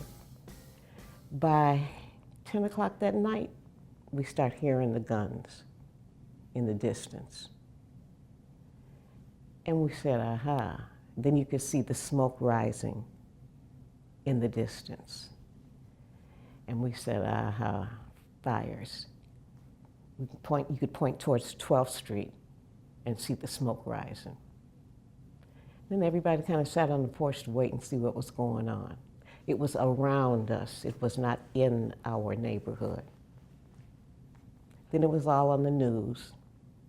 And, you know, I heard that it was the police hit a, what do they call them, blind pig? And, which wasn't, that was, you know, normal. But it was how they responded, and that they had, I heard they had killed a young person. But it grew into a free-for-all and just really got out of hand. By the time that it sunk in what was really happening, it seemed as though people decided that they were just going to take advantage of what the situation was, and that it really wasn't planned as such. But we weren't far from Grand River Avenue, and there were lots of stores and shops on Grand River. And so when they decided to burn down place stores, they took the merchandise out of the stores, set them on the street, like a shoe store. Cancellation Shoe Store was on Grand River. They took the merchandise out of Cancellation Shoe Store, lined the shoes up on the street. People were walking by trying them on. If they fit, they took them with them. And when everything was gone, they told people they were getting ready to, well, by this time the sun had gone down, and they firebombed it. But people that wore one of the shoes, they had already tried them on and took them. And it was just like that with the stores that were in the area. I want people to understand that it's not what folks said it was. I'll call it a free-for-all. Because yes, it started with an unfortunate situation. It was escalated by the police, flat out. Actually, it was on a weekend. Apparently, the raid of the blind pig apparently happened on that Saturday night. And just so happened we were going to Metropolitan Park Beach that Sunday, and we had to go in that area right off of 12th Street to pick up a couple, and we drove to the beach. And on the way back, driving I-94 east, and we started looking more west, and we saw these dark black skies just covered with smoke. And so of course we had music on, so we went to the news, and that's when we heard about the raid of a blind pig and a lot of destruction. And basically they call it a riot, but we call it a civil disturbance. I wouldn't call it a race riot. Like I said it before, it would be a civil disturbance to me. And when they raided the blind pig, there was, I guess they started throwing bottles at the police officers, and then they just started looting all the stores, burning all the stores. And all down Grand River, Livernois, Linwood, Dexter, 12th Street, all those buildings started to burn. They go in to take out food, taking out televisions in their carts, going down the streets. It really was pretty hectic. On Stopo, just being just west of Livernois, I can look out my back bedroom window right onto Livernois Street, and I can see the troopers, the police officers, just rolling up and down the street trying to, bring some peace and closure to the situation.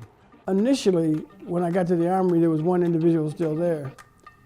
And he said he was kind of concerned about the situation between the National Guard and the Afro-Americans, because most of the enlisted and officers did not live in Detroit and were not familiar with African Americans. And so he said it seemed to be a lot of hostility had built up with the troops as they was leaving the Armory, and he didn't go. He said because he was concerned about it and he didn't want to get involved in it. And he was the only one there when I got there. Well, my father owned the information that I got personally was my father was on the service station, and I went by that evening to check it, and he said that the National Guard had come by with a police officer And he said, and they came and asked why was he still pumping gas. And he says he wasn't, and he showed them where all the switches were off on the wall. And they said, we told you to close it. He said, well, I got some customers in the back. I'm working on their cars. I had nothing to do. I'm not pumping gas. We're just working on doing some repairs. And they said, well, okay, what you doing? We told you to close. He said, well, I showed you the switches are off. I'm not pumping gas. And they went and slapped all the light switches off and told him to get out and lock the door and lock him up, you know. Well, it made me really angry, so the next morning when all the officers and everybody was eating, I stood up on the table and I said, if anybody harms my father, you answer to me. Because there was a lot of hostility that wasn't necessary. My father was a very kind gentleman, he cooperated. But of course, working in the back room didn't have nothing but pumping gas, you know. And he showed them that, the switches, but this hostility that was kind of built up, it reflected in their attitudes, you know. And I was kind of upset because I know that they may shoot him or something, and I didn't want them to hit my father. To make up National Guard on the streets during the riots, basically were the 182nd Artillery, and they would send out jeeps on patrol. It would be 5 officers, 5 enlisted, and 1 police officer. And basically, we were almost 100%, 182nd Artillery was almost 100% white. So basically all the troops were made up of whites. And again, there was only 2 officers, a lieutenant, me, and a captain out of 50 officers in the 182nd Artillery. During the riots, there was a case about somebody getting shot by the police. And so there was a warrant officer that got commissioned the same day I did, and he was with the unit, and he was with the jeeps that were involved in the shooting with the police. And when he came back, I know him. He wasn't that kind of guy. I said, why did you get involved in this shooting? He said, I didn't get involved. He says, what happened was the police took him in the back room, I heard a shot, and then we left. They said, come on, let's go. And so he was involved in an investigation. And when they had him in the lineup, they found every guy 5'8", weighed 205 pounds, and put a helmet on him, took the stripes off, and his mother would have been able to identify him. And they asked this one guy to identify him, he couldn't, you know. And it almost appeared like there was a war between the 182nd Artillery and the Afro-Americans in the neighborhood, the way they were shooting up people, you know. And of course it bothered me, you know. My recall was that it occurred on a Sunday, but I wasn't sure. Just recently, I'm thinking. And so I had taken my son, who was 2 years old at the time, to visit with my mother. And it was a very warm day. I remember exactly what I had on. I had a black polka dot dress with white collar, sleeveless. And we went over to visit, and while we were there, the news came on that there had been this disturbance on 12th Street. So, you know, I was in shock and puzzled, didn't know what that actually was that was occurring. But then they started showing, news footage. And it was like, wow, what is going on? And so it was quite a bit of concern and alarm about, the unrest that was going on, but it was on the west side, so I didn't think I would be affected by it. I was working for the United States government, the Marine Officer Selection Office. As a matter of fact, I was the first female, black, and civilian to hold that position in the federal building downtown Detroit. I didn't get back to that neighborhood for months. I think it was, cordoned off because of, the damage that was done over there. So I never did get over there. And for a time, I thought that maybe, I was like, this couldn't be. I just couldn't, I was in disbelief. So in talking to my friend, she was at her mother's. That's where she and her son had to go. And I almost questioned whether or not this was real. It's like, how could the building just burn down, you know? She must not be telling me the truth. So I did not believe it. So, but I didn't get over there because of all the unrest in the city for months. And yes, the building had burned, that entire block had burned, all the businesses were gone. It was quite devastating. Well, first of all, I prefer to use the term to describe what happened as a civil unrest. And I don't know if that's a personal preference because it feels more comfortable. You know, riot seems like it's just too aggressive and negative. So I've always just said civil unrest, which it does describe some of the things that took place. I really can't say, because I haven't given a lot of research or thought over the past 50 years to what actually perpetuated that incident. I've heard, you know, various stories. I've seen some of the results. But the one thing I can say, I think it really brought widespread attention to some of the, for lack of a better term right now, injustices that, you know, existed. I remember, it was on a Sunday, I think. It was on a Sunday. I somehow remember being outside. I'm thinking we were at a neighborhood backyard event, because the way I found out about it was someone calling a neighbor saying that there was a big fire on 12th Street. And as the evening wore on, we were able to look up in the sky and see smoke, because there was probably the distance between my neighborhood on Oakman, between Linwood and Dexter, and the location of the first of the fire or the riot might have been, I'm thinking 3 miles, which meant the fire was so powerful that the smoke could be seen. It was that high up.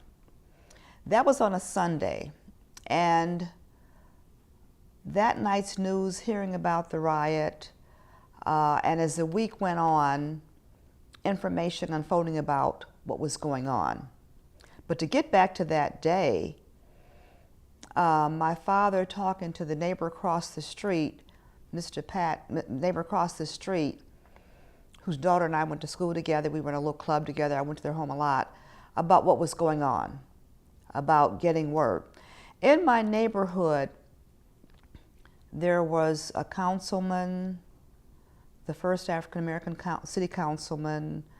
There were many professional people who worked in government, in education, in, I think there was someone that worked at a college. So the information kind of got very quickly. I remember my father finding out about it and then telling us about it, and then looking up in the sky and seeing the smoke. Well, 2 things I really remember.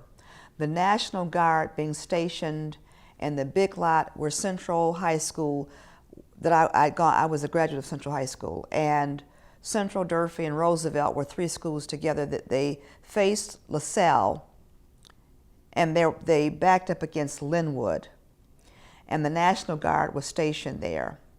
And I remember hearing a lot of, towards the very end, stories of the disrespect of the Guard to the people around them, and I remember hearing that. I never saw that because I wasn't there, but I remember thinking, oh my God, the National Guard are camping out where I finished school a year ago, because I was just a year out of high school.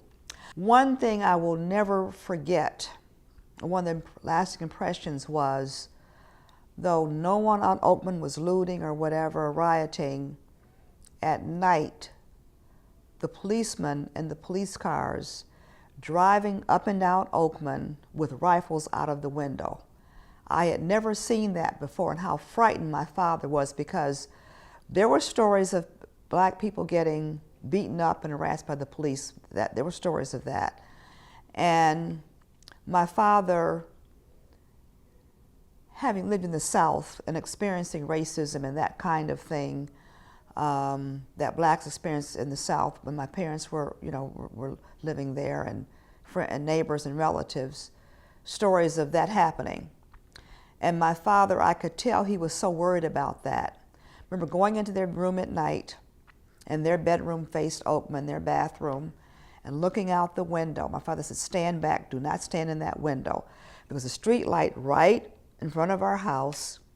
And of course, when you're up high, when the police car goes past, you see the numbers on top. And seeing the police car and 4 rifles out the window, because the police were riding 4 deep then. They were then riding 4 deep. And then during the day, going somewhere, and they were in the police car with the rifles sticking out. I'd never seen that, and that made me very frightened. So we've been decorating, painting this office all day. I didn't realize anything was going on at all. It seemed a little quiet, and I heard a lot of police sirens. I kind of wondered what was, I thought, well, I guess this is Detroit, what can I say? And on the way home, we heard on the radio that there'd been an incident on 12th Street, and then the east side, people were starting to get into the streets. So when I got home, I realized we were in the middle of it, and there's going to be a lot of activity in our neighborhood. There were people already on the streets, people getting excited. People will talk about the incident, people will talk about the riot, people will talk about the rebellion. I felt that it had more of the characteristic of a rebellion as opposed to a riot that just was going every which way with no direction. That as well, first of all, it was like, oh my goodness, this isn't Seattle anymore, kiddo. You're not in Seattle anymore. That was one of my first things. My second thing was, how do I keep the kids safe? But I don't know what safety means in this particular situation. And then my third thing was realizing that people weren't targeting each other, and that at least in the neighborhood that I was in, race didn't matter at all as to who was on the street. Contrary to what people were saying earlier about this neighborhood is going to turn on each other, that's not what happened. The A&P was one of the first places, and that had to do that the store showed absolutely no respect for the people in the neighborhood. It was a bit of a trauma to get through because it was a very hostile environment. Cunningham's, I think some of the people wanted the liquor, that got set on fire, and I don't think it was intended to. I think what happened is somebody dropped a match and the alcohol blew up, and then there were fireballs all over the neighborhood. I thought it had a whole lot more thought and focus, and who you're angry at was not each other, but it was at institutions that didn't respect the people of that neighborhood. So that's why I would, even though I think there are elements of rioting in it, I think that some of the looting, that kind of thing was, they were kids, they were saying, oh, look, free stuff. But I didn't think that was the tone of the whole thing at all. The first night was really frightening to me because first of all, seeing tanks roll down your street. Secondly, having guardsmen with bayonets. Thirdly, recognizing that after 8 o'clock, when the curfew set in, the guardsmen were more nervous than we were. And that was the point at which volatility, somebody could get hurt. Some fool shot off a gun one night, and I remember the guardsmen were all around our house, and they were so scared. And I thought, I don't think I like scared people with rifles and bayonets outside my house. That's when I would be scared. During the day, I didn't feel frightened at all. I was married, I had 2 children, and we were living in a 2-family flat, my husband and both the children. And on that particular weekend, we had left to take the kids to go to a park called Edgewater Park, right down on West 7 Mile Road. And we were on our way back home, and we heard the news that a riot had broke out in the city. So by the time we got to Davison and Dexter, we saw a lot of commotion going. There were fires, people were, running in the streets, and they were looting. And a lot of the cars were stopping, to ask different people what was going on. And some of the people didn't know, but they knew that it was a riot going on. And we saw people, breaking into stores, taking items. and just chaotic, you know, and we didn't see any cops at that time. We didn't see any police officers at the time. Just a lot of citizens, you know, just like asking each other what was going on, confused. And like I said, some of the business were on fire. We drove down to Grand River, and that's where we saw a lot of looting at the stores. There was a furniture store. I remember that someone had broken into this furniture store and they were taking furniture out. There was a bank and there was a jewelry store, and we could just see people, you know, going in and out, taking merchandise out, selling it to people or giving it to people. Well, I think I remember hearing a lot about the police department, you know, the Big Four, the harassment of black citizens. And that had been going on for a while. And when they heard about the shooting or the killing of the incident down at the motel or on the boulevard, that's when I think a lot of people knew it had came to like a head, and people were just, you know, tired of what was going on and frustrated. The National Guard came in, and there was a curfew, and you had to be in at a certain time. And one of our relatives, they were out and they couldn't make it home on time from the curfew, and there were people having to spend the night or stay over because the curfew was at a certain time and you couldn't be out. I had a little part-time job and I was working, and I remember I was issued a badge. I was working at a hospital, and I was issued a badge in case I was stopped to let them know that I was one of the essential workers that needed to go to work, and I was working at a hospital, and it was necessary for, you know, me to be out at a certain time to try to get back home. We were on Dexter near the boulevard, and the hotel was just down the street at the on the boulevard. What we saw was just chaos, you know, I mean, people running, people, women who had babies in their arms because, like I said, it was a fire that was going on, and, you know, people were screaming and they didn't know where to go, what to do. There wasn't the presence of that many police at that time. This took place on a Saturday night, I think. It happened on a Saturday night, and when the news came on the television or we heard it on the radio, there were some people didn't know until later on in the evening. I think the riot began probably that Sunday morning, and it kind of started escalating. And that's when we knew what was going on. And like I said, it was always by word of mouth, because at that time people didn't have cell phones. So we didn't have cell phones where we could call our relatives or, you know, ask what was going on. And we were kind of like a close-knit family. We had to drive over to different relatives' house because with the fire, some of the phones were out, you know, we weren't able to call. And it was just really, like I said, as I remember those 50 years back, it was really just a scene out of a movie, unbelievable.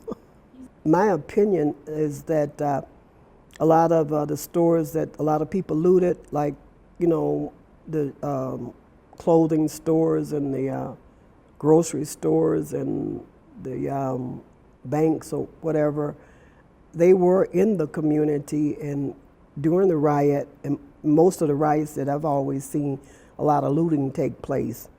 And there was an opportunity for certain citizens is to do some looting. And that's what happened. I was laying across the bed, the window was open, and my brother, I think he was home from work. I smelled smoke. He hollered up, they're burning things up on Clay Street. So I hopped up.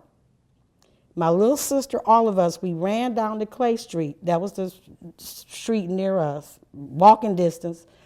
Lo and behold, they're burning, they're looting, stealing, all kinds of things going on at that time.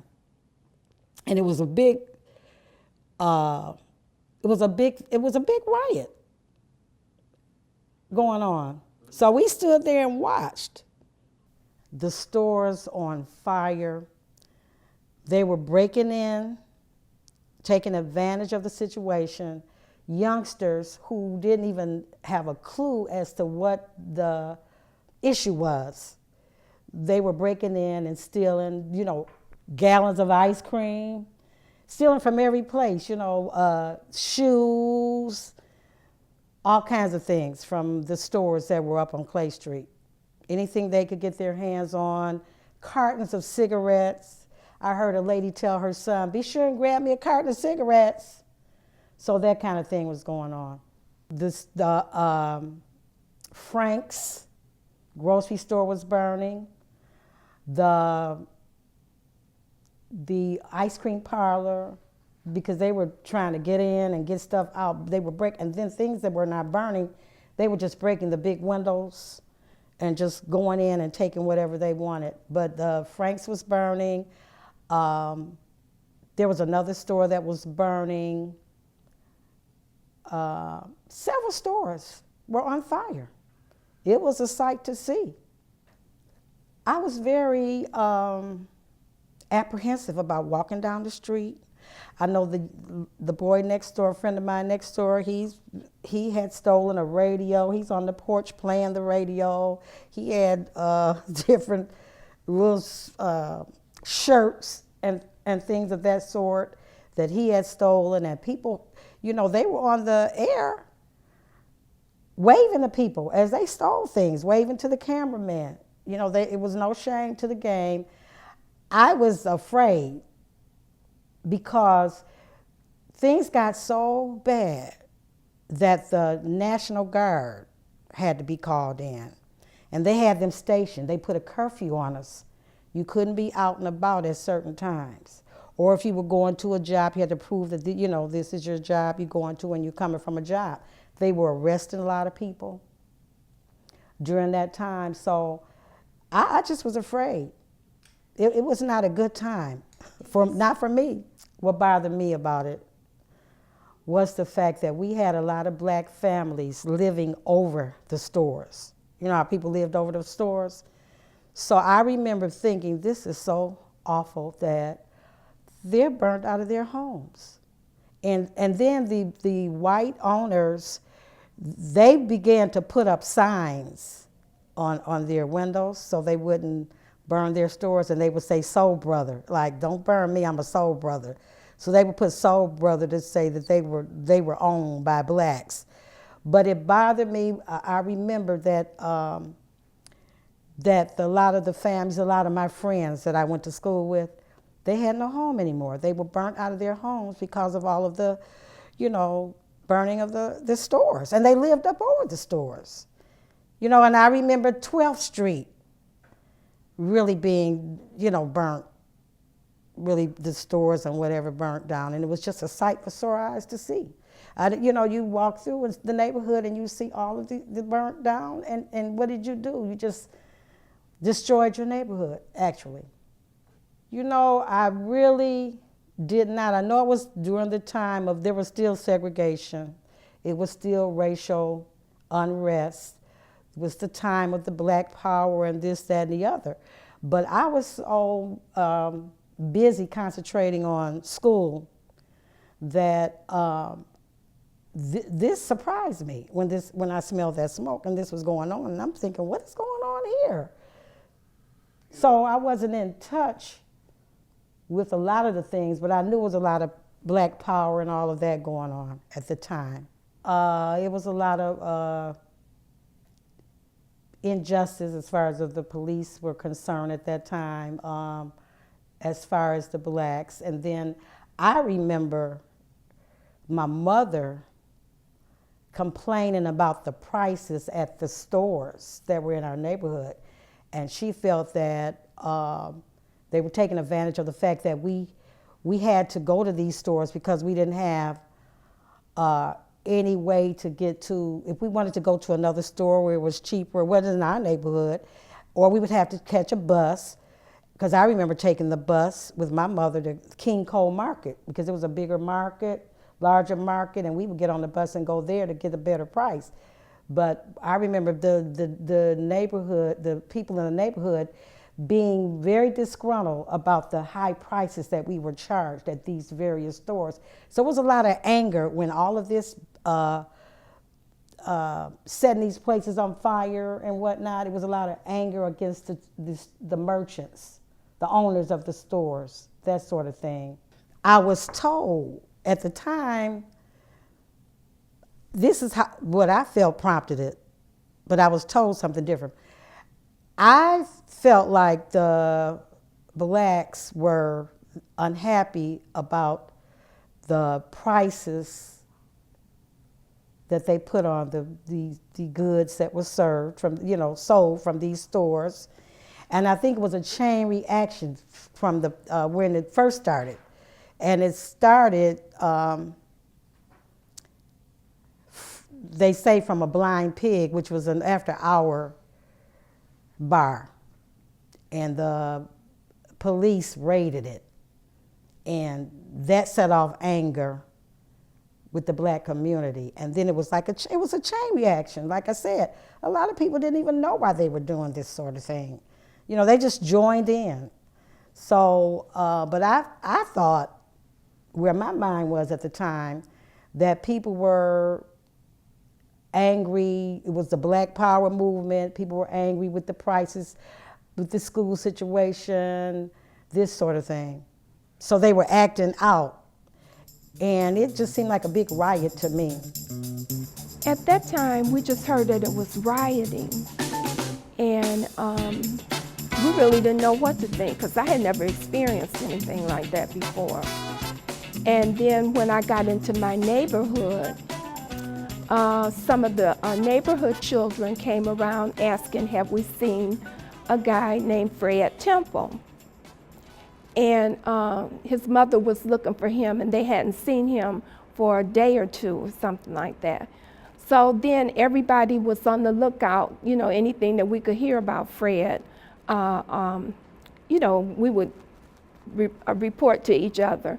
And so the last thing that we heard was that Fred Temple and another young man that lived in our neighborhood named Larry Reed was over at the Algiers Motel, and that there was some Caucasian girls, and I don't know which one of them had them in the room, but they were trying to get this girl in the room. And the National Guard shot Fred Temple, which was the one that I grew up with. And, when we found out about it, the neighborhood went crazy. He lived across the block from me, right across the street, on the next street from me. And he had brothers and he had sisters, and one of his brothers I dated at one time. And so we all played together and everything. It was really, it was just horrific when we found out that it was him that was the one that got killed. I would describe it as a rebellion. And the reason that I describe it as a rebellion is because prior to what jumped off on the 23rd, there was a lot of talk. Like I said, my parents, my aunts, and all these young folks were having meetings. They were marching. They were protesting. They were doing things that indicated that they weren't going to stand for it. There was unrest. People were uneasy. Children were being taught. The police don't trust, here's your name. It was the equivalent of here's your name, rank, and serial number. So something was brewing. Something was brewing. People were not happy. People weren't happy with what was going on. And my father, as I indicated, his job really down at that store, and the store's still there, his job was to be the black face in case they came to raid the store. If it came to a riot and something was coming to the store, my father was supposed to stand out there and go, oh, these are good people, don't burn this one down, don't loot this store, these are good people. And that was really his job. We lived about a block and a half from Warren Avenue, which had, major stores up and down from West Grand Boulevard all the way up to Livernois. So there were stores, grocery stores and retail stores. There was a, I think it was the Granada. There was a movie theater about a block and a half. So it was a retail area. And we'd be sitting on my porch in the evening in the summer and watching people walk down the street with things that they had looted. But my mother, we were not allowed to leave our porch that whole time that this was going on in the evening. She didn't want us involved in it, so we were sitting on the porch watching all this happen, so. Remember, the predictions were we were all going to be hurting each other, because in the end we don't get along because we're made up of different skin colors and different ethnic backgrounds. That is not what happened. As a matter of fact, one time I decided to go over to the A&P before whatever was, and there was National Guard in our neighborhood. The Army was on the east side. The National Guard was on our side, and I went over and I thought, ooh, look at all those people in that store. Should I go in? And I realized the guardsman wasn't going to do anything. So I went in, and in that store, what I remember were people used to fight over what was available on the shelves. That there'd be a limited quantity and people would grab it and they'd get mad at each other. And that's why I didn't like to go there, because it just didn't, it felt yuck. I went in that day and I'm walking, looking at the aisles, and a woman turned around and she said, "Hey honey, do you need some beans or some peas?" And I said, "I don't think so." And she said, "Look, there's plenty for all, so I'll give you what I have." And I said, "Well, that's really okay," but it had a whole different feel to it. She said, "We can find it, we know where it is, we all need it." And I thought, this is a strange feeling to me. There's enough for all, really. I thought I hadn't heard once in this neighborhood, there's enough for all. And I thought, wow, this is really, maybe there's something to be learned from that. Where I grew up in Seattle, if you were poor, and particularly if you were white and poor, there's an assumption that you failed because you had everything on your side and you couldn't make it, and really you're living in a housing project, and what's wrong with you people? And so, and everything is very ghettoized in Seattle. The African American community was in certain boundaries, and we often lived on the transition points of those boundaries. The housing project was very integrated, which was unusual. I was really surprised when I came out here and I learned that there was a battle over Sojourner Truth in order to integrate the place. And how do you name a place Sojourner Truth and you don't know what to do with it? And I realized that the housing project I lived in, there was an intentionality to have an integrated, a diverse community, and it was I lived there for the first 10 years of my life, and it was a really good way to grow up. But poverty, white poverty in particular, was seen as a personal failure. When I came here, I realized that there were, first of all, it was the most organized city I'd ever seen in my life. More block clubs, more structure, more organization. The neighborhood I was in was, because it was so transitional, didn't have that sense of stability to it until later on. But I thought, God, this is an organized place. And Seattle's like, everybody's kind of like, beautiful people, but okay, honey, you take care of your stuff, I'll take care of mine. Let's not get too close. I'll always be friendly and I'll always be warm, but let's not get too awfully close here. Now, my family organized the community, but that didn't come natural to the city. And I found that organization then led to conclusions that poverty both has to be looked at as something people are personally accountable for. Bad decisions have to be accounted for. Foolish decisions have to be accounted for. On the other hand, that poverty is more the result of structural, institutional inequalities. And this city had a sense of that in a way I had never seen before on the part of a city. I've seen on the part of individuals. My parents definitely held that point of view. But here, it was like, yeah, it's a combination of both. that there are inequities that we have to change, and we are a city committed to doing that. And on the other hand, there are things that people individually have to take accountability for, and that understanding that balance was something I hadn't seen before. And I thought, it was after the rebellion that I said, this is also a city that has as much resilience as I've ever, and nobody's dramatic about it. Oh, look what I did for you, oh, you wonderful, no, none of that. It was like the woman said to me, I don't like you, but we're in this together. So let's do something about feeding these kids. And I thought, I really like this city. I really, really like it. And I think it took me another couple of years to really feel that it was my home, but that those elements kept me here. I think what I would tell young people is that if you're working in, the city of Detroit and the people of Detroit are not totally unlike lots of people everywhere, and that we do have the capacity, even in the most difficult times. That was a scary time too. There were people being killed, there were people being shot, there were people dying, and I didn't like that at all. I mean, I don't want to romanticize the whole thing, because it was, and I wouldn't want it to happen again. But the way you help not have is by being honest about the things you have to address. And one of the other things I really realized about Detroit was that Watts had already happened, I think, and Newark. Those cities had already had events. Detroit, they got back on their feet as quickly as I saw any city, and I was saying, what is it about this city that means that they have to get things moving again? And then I thought, oh, I know. It's because Ford Motor Company is here. It's because General Motors is here. That if the auto industry is down at that point in time, that then stops coal mines, that stops transportation. This is an incredibly strategically important city to the whole country. And I said, I hope they adopt me here. I hope they let me stay. And now I don't have any doubt. I mean, I still love the West Coast. I still love my family. I still love the beauty of all of that.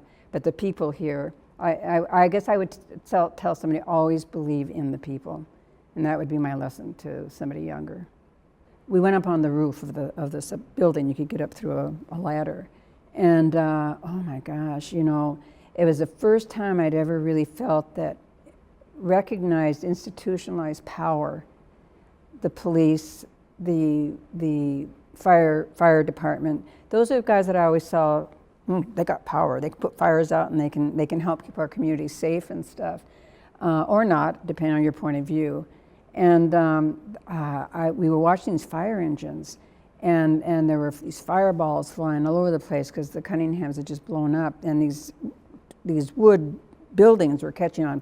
Even as people remember, it was very hot that summer, and it was, and all these buildings were really dry, so they just imploded right away. And I thought, I was watching the fire engines, I was watching the police, and because of how Detroit is set up, most cities had ghettos. They had boundaries in which you could confine everybody. Detroit seemed to have selective segregation. So the building, for instance, the neighborhood I lived in, I said, oh wow, you know, I could see a lot of different kind of people here. But then I realized black people lived in one building, white people lived in another building. So within the neighborhood, there was segregation that took place that broke down during the rebellion. And so there was no way to contain it in the same way that other cities were, from my observations. And what I saw were fire engines. They looked like little kid fire engines. The perspective from the roof made them look very small, and they were just running all around, and they couldn't keep up. And I thought, oh my God, these are supposed to be the institutions that never fail. And I saw for the first time a city in which the old order just didn't work. Fred Temple's death impacted the whole neighborhood. And his mother, I will never forget the look on his mother's face and the pain that she and her husband and family endured during that time. The message is that things are not going to always be perfect in life, but you have to make your own destiny. And you can't blame other citizens or the police department or whatever. You can't just say, I don't have this because of them. You have to get out and work for it like everybody else does. You work for what you want in life. all those beautiful homes that they had over there. It was a lot of mansions and homes, just really nice homes, and it's just not the same. It's just torn down, and burned down. And even though they say they call it mid-city now, and they're trying to bring it back, but when I look at mid-city, I don't see the same thing as somebody that's maybe 40 years old. I don't see the same thing that they see. I see how those boys were killed up there. I see how those homes were burnt down and the businesses went down, and how the city just became dead. The neighborhoods were a mess. Burnt buildings everywhere. And then for several days, we had the National Guard, which was ordered by the president, I guess, at the time. But we had the National Guard, so you've got National Guard in your neighborhood. You've got burnt down buildings. Your friends are without homes. You're afraid to go here and there past curfew, making sure you get, back in, or you will be arrested, because there were a lot of people arrested. They had to use a facility on Belle Isle to hold the people that they arrested. It was so many. So they were arrested from it. And another impact was there were lost lives, a lot of people injured. A lot of senseless things had happened during that time. For future generations, I think we need to learn to make change in different ways other than rioting, destroying neighborhoods. I think we need to learn who our representatives are, get in there and vote. Vote for the right people that's going to speak up for your community. To make the change, nothing is really gained by violent behavior, because lives were lost, property was destroyed. You cut off your nose to spite your face to make a point, because now you have your friends without a house. They barely could afford to live where they were living. So now where are they going? A lot of people moved in with their relatives, that sort of thing, because they didn't have anywhere to go. So I think for future generations, they need to learn that this type of violent behavior is not good. The results is not good. You need to find another way to make a change. And I say, learn what's going on in your government, vote for the right people to represent you that can make a change for the better, instead of, like Martin Luther King was wanting the nonviolent protesting. If you want to do some protesting, nonviolence. All of the killing and the looting and the stealing and the burning down, it didn't do a thing but make matters worse to me. Was the mission to stop the riots or to keep the riots going? There was all this shooting, and they were getting shot back at, because they had machine guns on every Jeep, and there was no way anybody could fire back at them. And using a tank, I remember the guy. He was no longer with the missile program. He was with a part-time unit, and he was driving a tank. And I know him, and I found out later on he was drunk when he shot up that apartment with shells. He shot into the apartment with shells from the tank, and a lot of people got injured. And it almost appeared like it was a riot between the Michigan National Guard and the people that lived in the area. I mean, they had all the weapons, and no one else had any rifles or machine guns. And then, and what really sealed the deal was General Throckmorton. He had to come in. Active duty Army had to come in and stop the riots, because Michigan National Guard would have kept on going. They were shooting, and every night I was shooting up people, and it would have never stopped. If General Throckmorton, if the active army said, "Wait a minute, we got to take this away from the National Guard," because so that was a seal of the deal. In fact, that there was a National Guard that had escalated this thing, and then when I read in the paper later on how between 30 and 40 storekeepers had been tried for arson because they had moved all the stuff out of the stores and then set them on fire. So everybody kind of took advantage of this situation because if your place got burned up or whatever, you blamed it on the riots, and it wasn't that you had to prove that you burned it up. So I don't know how they caught them, because integration will never work, you know. And people do have a choice to live where they want to live. So you have to integrate the mind, and not so much on race, but on who you are. And I'm okay.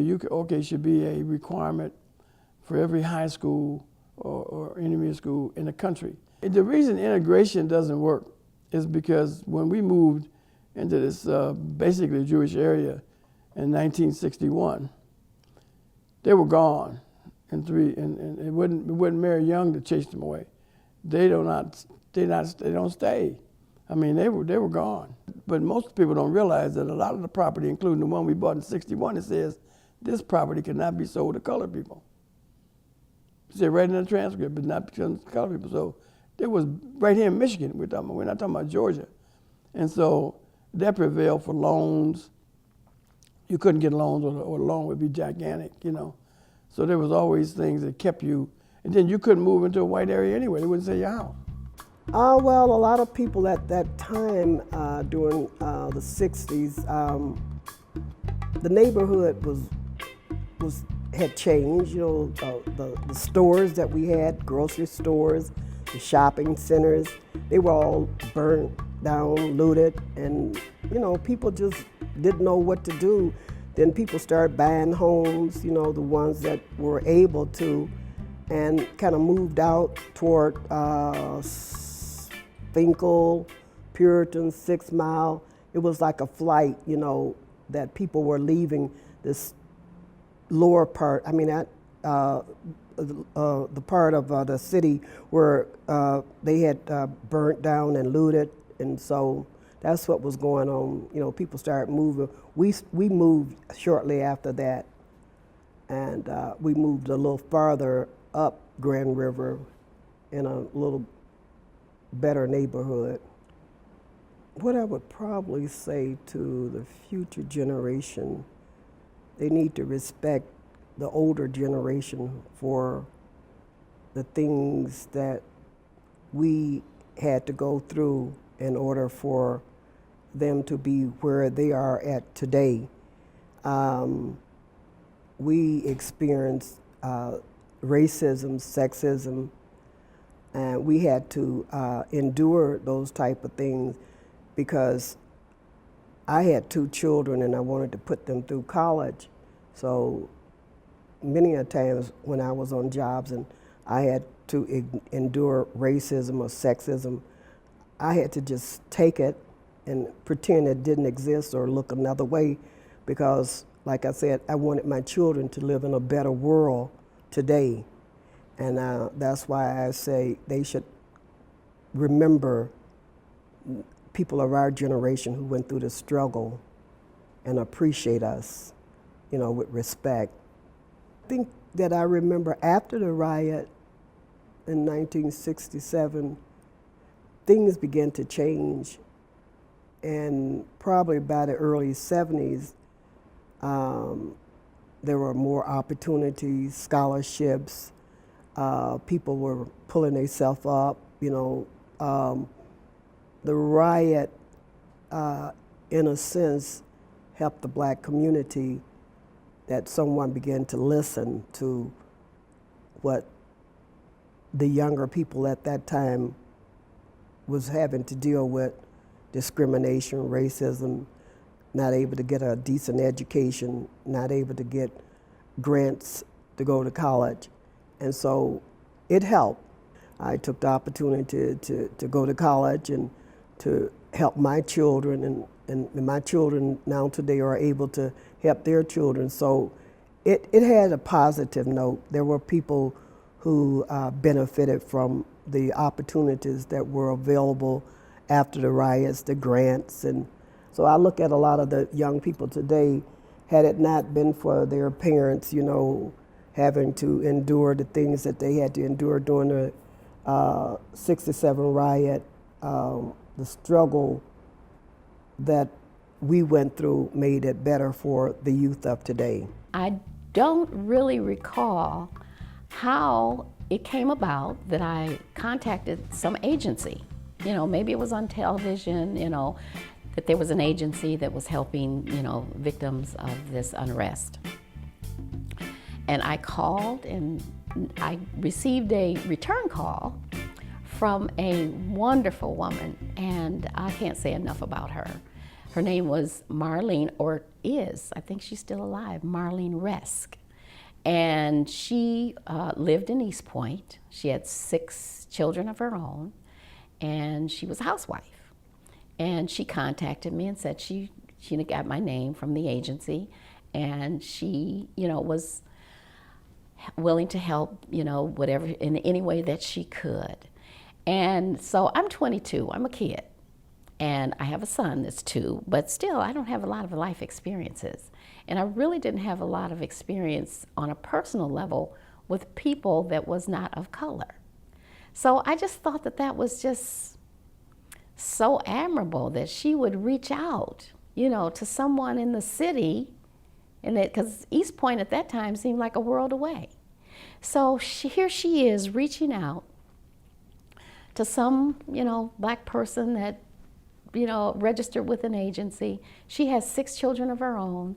So we talked on the telephone, we communicated by mail. She actually came down. I did find an apartment. She came when I found an apartment and visited me and brought me some items, you know, to start, you know, my household. And that's what I brought today, because I still have those things. And I cherish those, and I think about her often. And some of the items I wasn't even familiar with. Like, she brought me a soup ladle, and I was like, what is this? It's like, I've never made any soup, for one, at 22. But because of her, she instilled a, well, it was really enlightening the way all of this is going on, and it seemed seemingly race-based. And here she was reaching out, and I wrote a little story about her, and I call it the angel among us, because she was the angel that reached out to support me. And her resources were limited. She wasn't wealthy, you know, so where she bought the things that she brought to me, clothing, you know, especially underclothing, we had nothing, you know, my son and I. She brought toys, and, you know, the underclothing and all that was new. I don't know. Someone asked me not too long ago, were the kitchen items new? I said, I don't know. I you know, and I've never even really thought about it. But I still today use the spatula to turn my pancakes that she gave me 50 years ago. It would be my hope that in situations that are life-threatening or life-changing, that on the side of our culture and race, we would resort to using our intellect and our dollars. Because it's a known fact that we are the highest consumers. And I think that we would do it differently if it were a situation that would occur today. There are enough voices that have spoken to the ineffectiveness of the actions that occurred. And so I think it would be handled much, much differently. And I would encourage anyone that would find themselves, a young person or anyone else otherwise, that would find themselves in a situation, either personal or community-based, to resort to other means for a resolution. I think that there have been changes, lots of changes. I still think that you see pockets of society that still, because how do we know this? Black Lives Matter situations. And here, these last few incidents within the last, 4 or 5 years, our country's experienced, and the cities that they've experienced them in. We're talking about an incident that happened 50 years ago. So we're still looking at, as African American parents with minority male children, the same kinds of, my brother went to school, high school in Grosse Pointe. He had his own car. My father worked downtown, and he would, well, David had his own car. He would tell my brother, if you're stopped in Grosse Pointe, here's what you have to do. You're going to Caucasian high school that's private, you've got your own car, that does not matter. And my father being very careful with my brother to tell him, if you stopped anywhere, here's what you do, especially there, and that's a reality. That's a reality. What gives me hope and what I feel so good about is all that I've said. I still grew up in a home in which our church did things with other Caucasian churches, interracial groups, their home, our home, my home. I had that growing up. What I experienced is still something else, but I still experienced that. So I grew up knowing all kinds of people, my home, their home, wherever, university, wherever. What made me feel so good what gives me hope is that when when the young people were parading through towns, the Black Lives Matter parade, I was saying to somebody, I says, look at the crowd. They're young people, they're college students. They weren't born in the civil rights area. They weren't around with Dr. King like I was and you were. They've just taken on this mindset and this belief. And that really made me feel great that there's hope. These kids were going down Woodward past my church in December, a Black Lives Matter parade. It was Christmas, December of prior year. And it just felt so good to see them in this parade in several cities, in this march, I should say, 18, 19, 21-year-old young people who were not a part of civil rights, who believe in something different, that all lives matter. I think that's such a positive, such a positive. I think that what this was about was a sense of powerlessness, frustration, and anger. Anger at police mistreatment. And I'm just wondering if when the police went in I should do whatever and this happened, if, sometimes that's a straw that breaks the camel's back. I'm already angry at them and they've done this, so let's go all out. Wait, when you feel powerlessness because they destroyed where they lived, they destroyed African American businesses that sold to them, and then they took things that didn't belong to them that the businesses had to sell to them. So I mean, it was self-defeating in that aspect of it. But if you're only in one pocket, one area, when you explode, everything around you explodes also.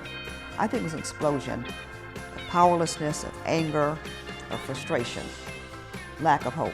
Like anything that happens, the goodness of people come out. Whenever there's been a natural disaster, small disaster, anywhere, you see people coming forward to give to the Red Cross, to give to people, to help. The goodness of people is going to come out no matter what. That was the beginning of it. People who have goodness in their hearts, they get to show it. Even if you donate something and you live miles away, and that's part of the healing as well. I think that it probably made me a little more fearful of police. I think that what has helped, and this is a stretch, is the body camera on police. Because people can say oh no, I was mistreated, and well, no, you weren't.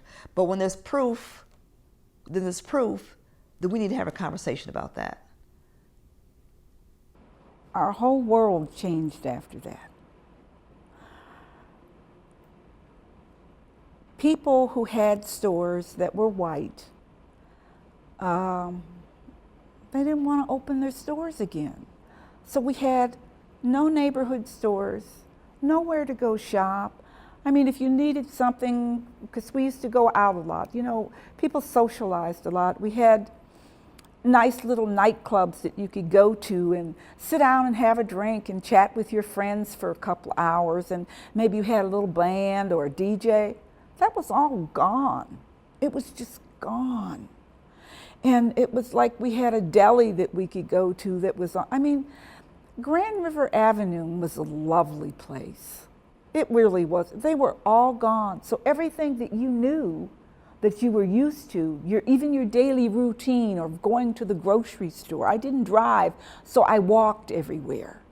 And it was like there was nothing left. There was just nothing left in our neighborhood. The riots affected everybody in a different way, and everybody's perception is different of them. But if I just look at it and think about it now, I think it was a conspiracy. No, I'm not a conspiracy nut, but you cannot get that few people to do that much destruction without some kind of leadership or coordination. I don't think it was random. I just never will believe that. So I just think they were waiting for the right trigger, and they were ready. And because like you said, I live far out. I didn't live in the inner city, you know.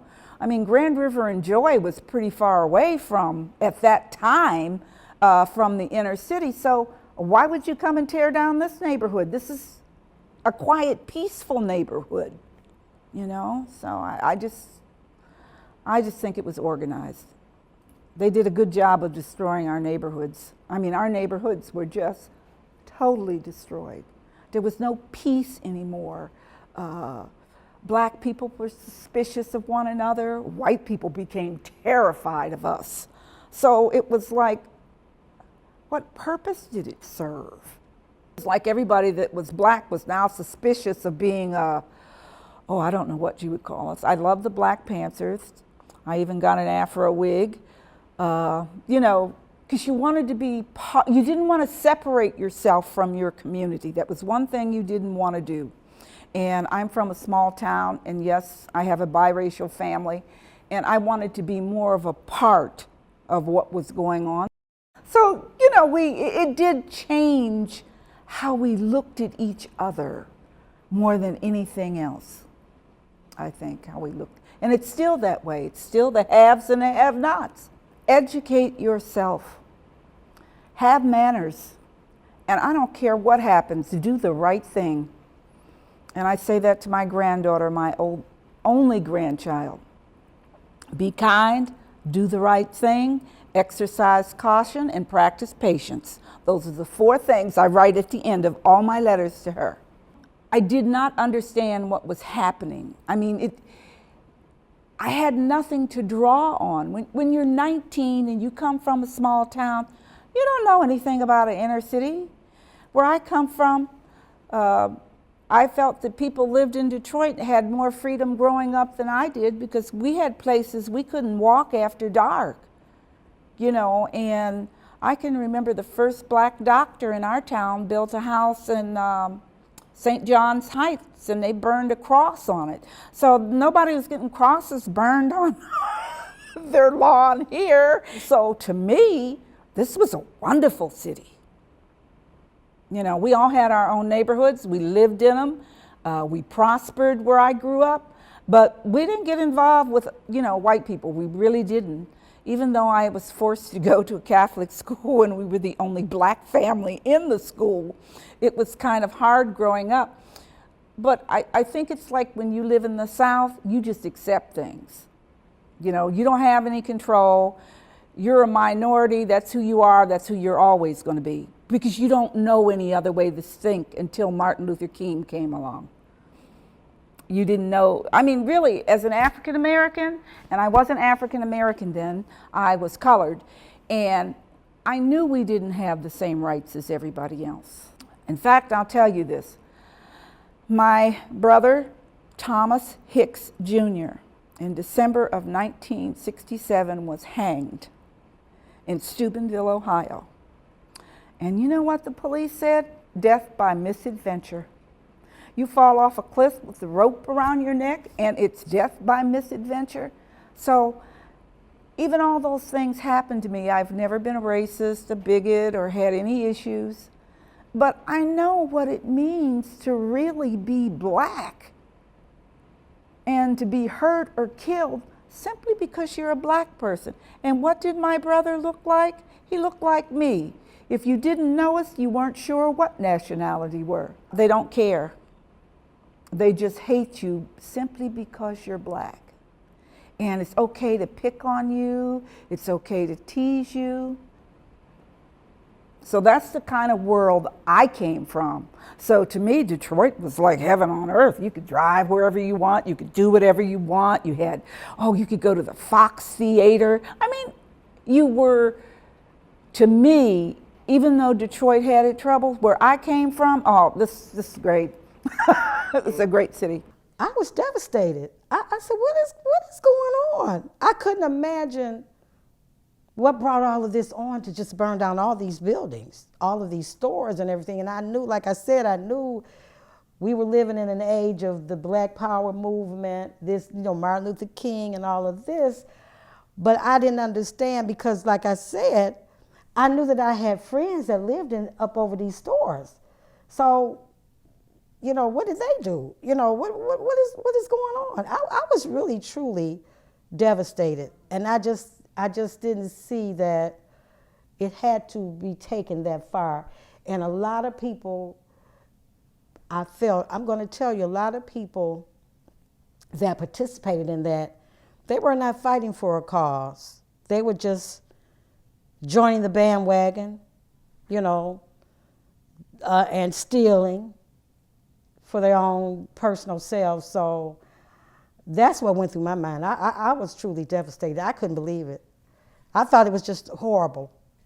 The only thing I'll say is I'm grateful that I was raised the way I was raised, that I didn't participate in any of that, even though I knew there were issues going on at that time. But we knew better, and we knew that was not the way to get something done, to steal or set things on fire. I'm grateful that I had the right kind of upbringing, that I wouldn't do that.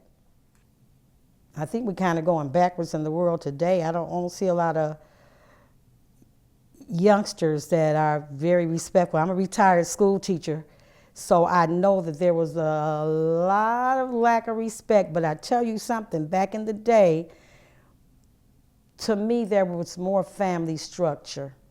And like I said, even though my block was like it was, we didn't have much, but there were fathers in the home. Today, it's a lot of broken homes, a lot of single parenting, a lot of disrespect for, older people, that sort of thing. And these are some things that are taught at home, I believe. Both of my parents are deceased now, so it's just my sister, and we really don't talk about it. It had a negative impact on how we experienced living in the neighborhood.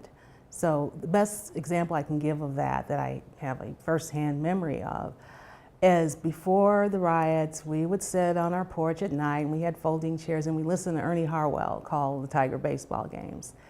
And lots of neighbors had lawn furniture, so not just folding chairs, but heavy metal chairs with umbrellas and tables. And we noticed that people would actually start to steal these things from our porches or from yards.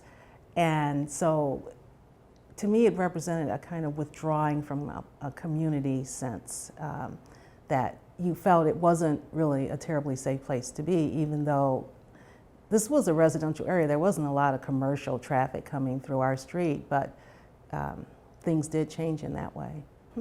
Just be vigilant about taking care of your community. Be involved, pay attention to what your local officials are doing, vote, pick up trash, plant flowers in your yard, because a lot of our neighbors moved away after the riots. A few days afterwards, we were all hanging out together again. I mean, we were eating lunch together, we was hanging out together again. It didn't take long afterwards. And a lot of people, and I'm thinking, I said, that wasn't a race riot. A lot of them, I mean, it was I guess, against the police because the way the police were treating black people. It was, to me, it wasn't, I never looked at it as a race riot. I just looked at it like, I guess people got tired and fed up with being, the mistreatment, the racism on the police force, but not racism against, certain individuals like me and us and our friends.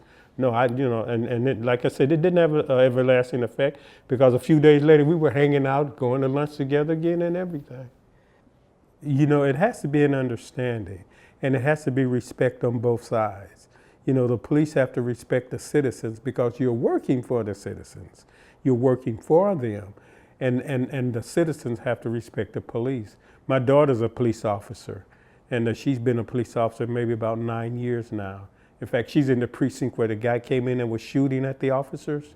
That's her precinct, but she had just left that particular day. In fact, I think they crossed each other in the parking lot when it was another officer's birthday, so they were taking this officer out for birthday for the lunch. But if I'm not mistaken, the young lady, the officer that was sitting at my daughter's desk, got shot twice. She had a vest on. She had a vest shot and that grazed the top of her head, if I'm not mistaken. Yeah, but I just think, I don't know, man. I've never had a prejudice. People used to say, Larry, everybody's prejudiced. I've never been in my life. And they used to, yeah, what's you? I said, you know what, you're right, I am. I'm prejudiced of liver, and I don't like peas. Okay, and that's what I used to tell them, and that's the honest to God truth. The way we hung out, we were just family and friends. Even where I worked at, we were like family. Hell, we were there every day, 8 hours, sometimes overtime every day with each other, and it was really nice, Yeah, but as far as discrimination, I don't like it. It goes on, it's obvious, it's still going on, and I think it's wrong. This is 2017, and you hear people say that all the time, but it's still happening, and it's sad. It's truly sad. And I cannot walk by anyone without speaking to them. That's the easiest thing to do. I cannot walk, my wife tells me that I know no strangers, and I love everybody, and that's my first impression. And I want to treat you the way I want to be treated, and that's with respect and dignity. I've always been like that. My wife teases me all the time, you talking, yeah, and I'll go to the store, which may be a 10-minute route. I'm there 30 minutes. Yeah, you were running your mouth, weren't you? And she's right most of the time, because I love it. I've always been like that. That's just the way I was brought up. I've always been like that. I've never had, you have to prove to me. You have to make me dislike you. And then if I do dislike you, I still forgive you. And that's just how I am. There was a lot going on that I'm really glad you're doing this project, because there are things that the media just can't describe to you. The media can't give you the emotion that went on from the perspective of someone who was actually there. And that riot, let's say rebellion, that rebellion did a lot to shape and influence many lives, particularly mine. For that neighborhood, it was devastating. I have since gone back to see the house. The houses are gone. The factory that was at the end of the road had been long gone. I think that shuttered, I was told it had been shuttered since maybe about 75. If you go into that neighborhood now, and I've gone there maybe every other year since I was born there, you can see where you have neighborhoods that go through something and they heal. That neighborhood never healed. Over at in the area where Rosa Parks and Claremont, where it all jumped off, they build houses, they build, I call them projects, but they rebuild some of the larger homes that were there, but you still feel that area never healed from the devastation. Just north of that area, and that was North End, was Highland Park. Is Highland Park. And it was an affluent area of Highland Park, which seems to be untouched. When you cross the border between Highland Park and go into North End and you look at that area, you see where the scars, the buildings that never got reoccupied, the stores that never got reopened. The abandoned buildings have stayed abandoned. Those that didn't get torn down stayed abandoned since that time. And So it was devastating, not just for the I guess what you would call the ground zero area where the riot actually started, but everywhere in that whole area of North End was just devastated, and it never rebounded. I am hopeful that it will heal, because we are now 50 years beyond, and so the memory of the event is long gone, and so we have new generations and new problems that would most likely stop the area from healing. But I think eventually, the new generations will build it back up. The city is coming back leaps and bounds, and with that revival in and of itself, areas like that have to come back, just as a, just carryover of the rest of the city, reviving. Detroit is the Renaissance city. And from the ashes, we have rebuilt and we have reborn. That area definitely was one that burned down. And like the rest of the city, it will become a renaissance. It will be reborn. I think that people should learn from history. And if you want to have a strong city, a strong state, a strong country, and a lot of it, of what I'm seeing now, the smaller percentage of people who have the power need to recognize that you can only disenfranchise and ignore, large majorities of people for so long, and at some point they're going to rise up and say enough's enough, and it could be on, what we define as the right or the left in this country. It doesn't matter. It's like if you keep telling people, well, you're not going to get your piece of the pie, and we're going to do everything we can to make sure that you don't. At some point, people are going to, you have to, for basic survival and human decency. You have to figure out a way that everybody can at least be a little bit above the subsistence level.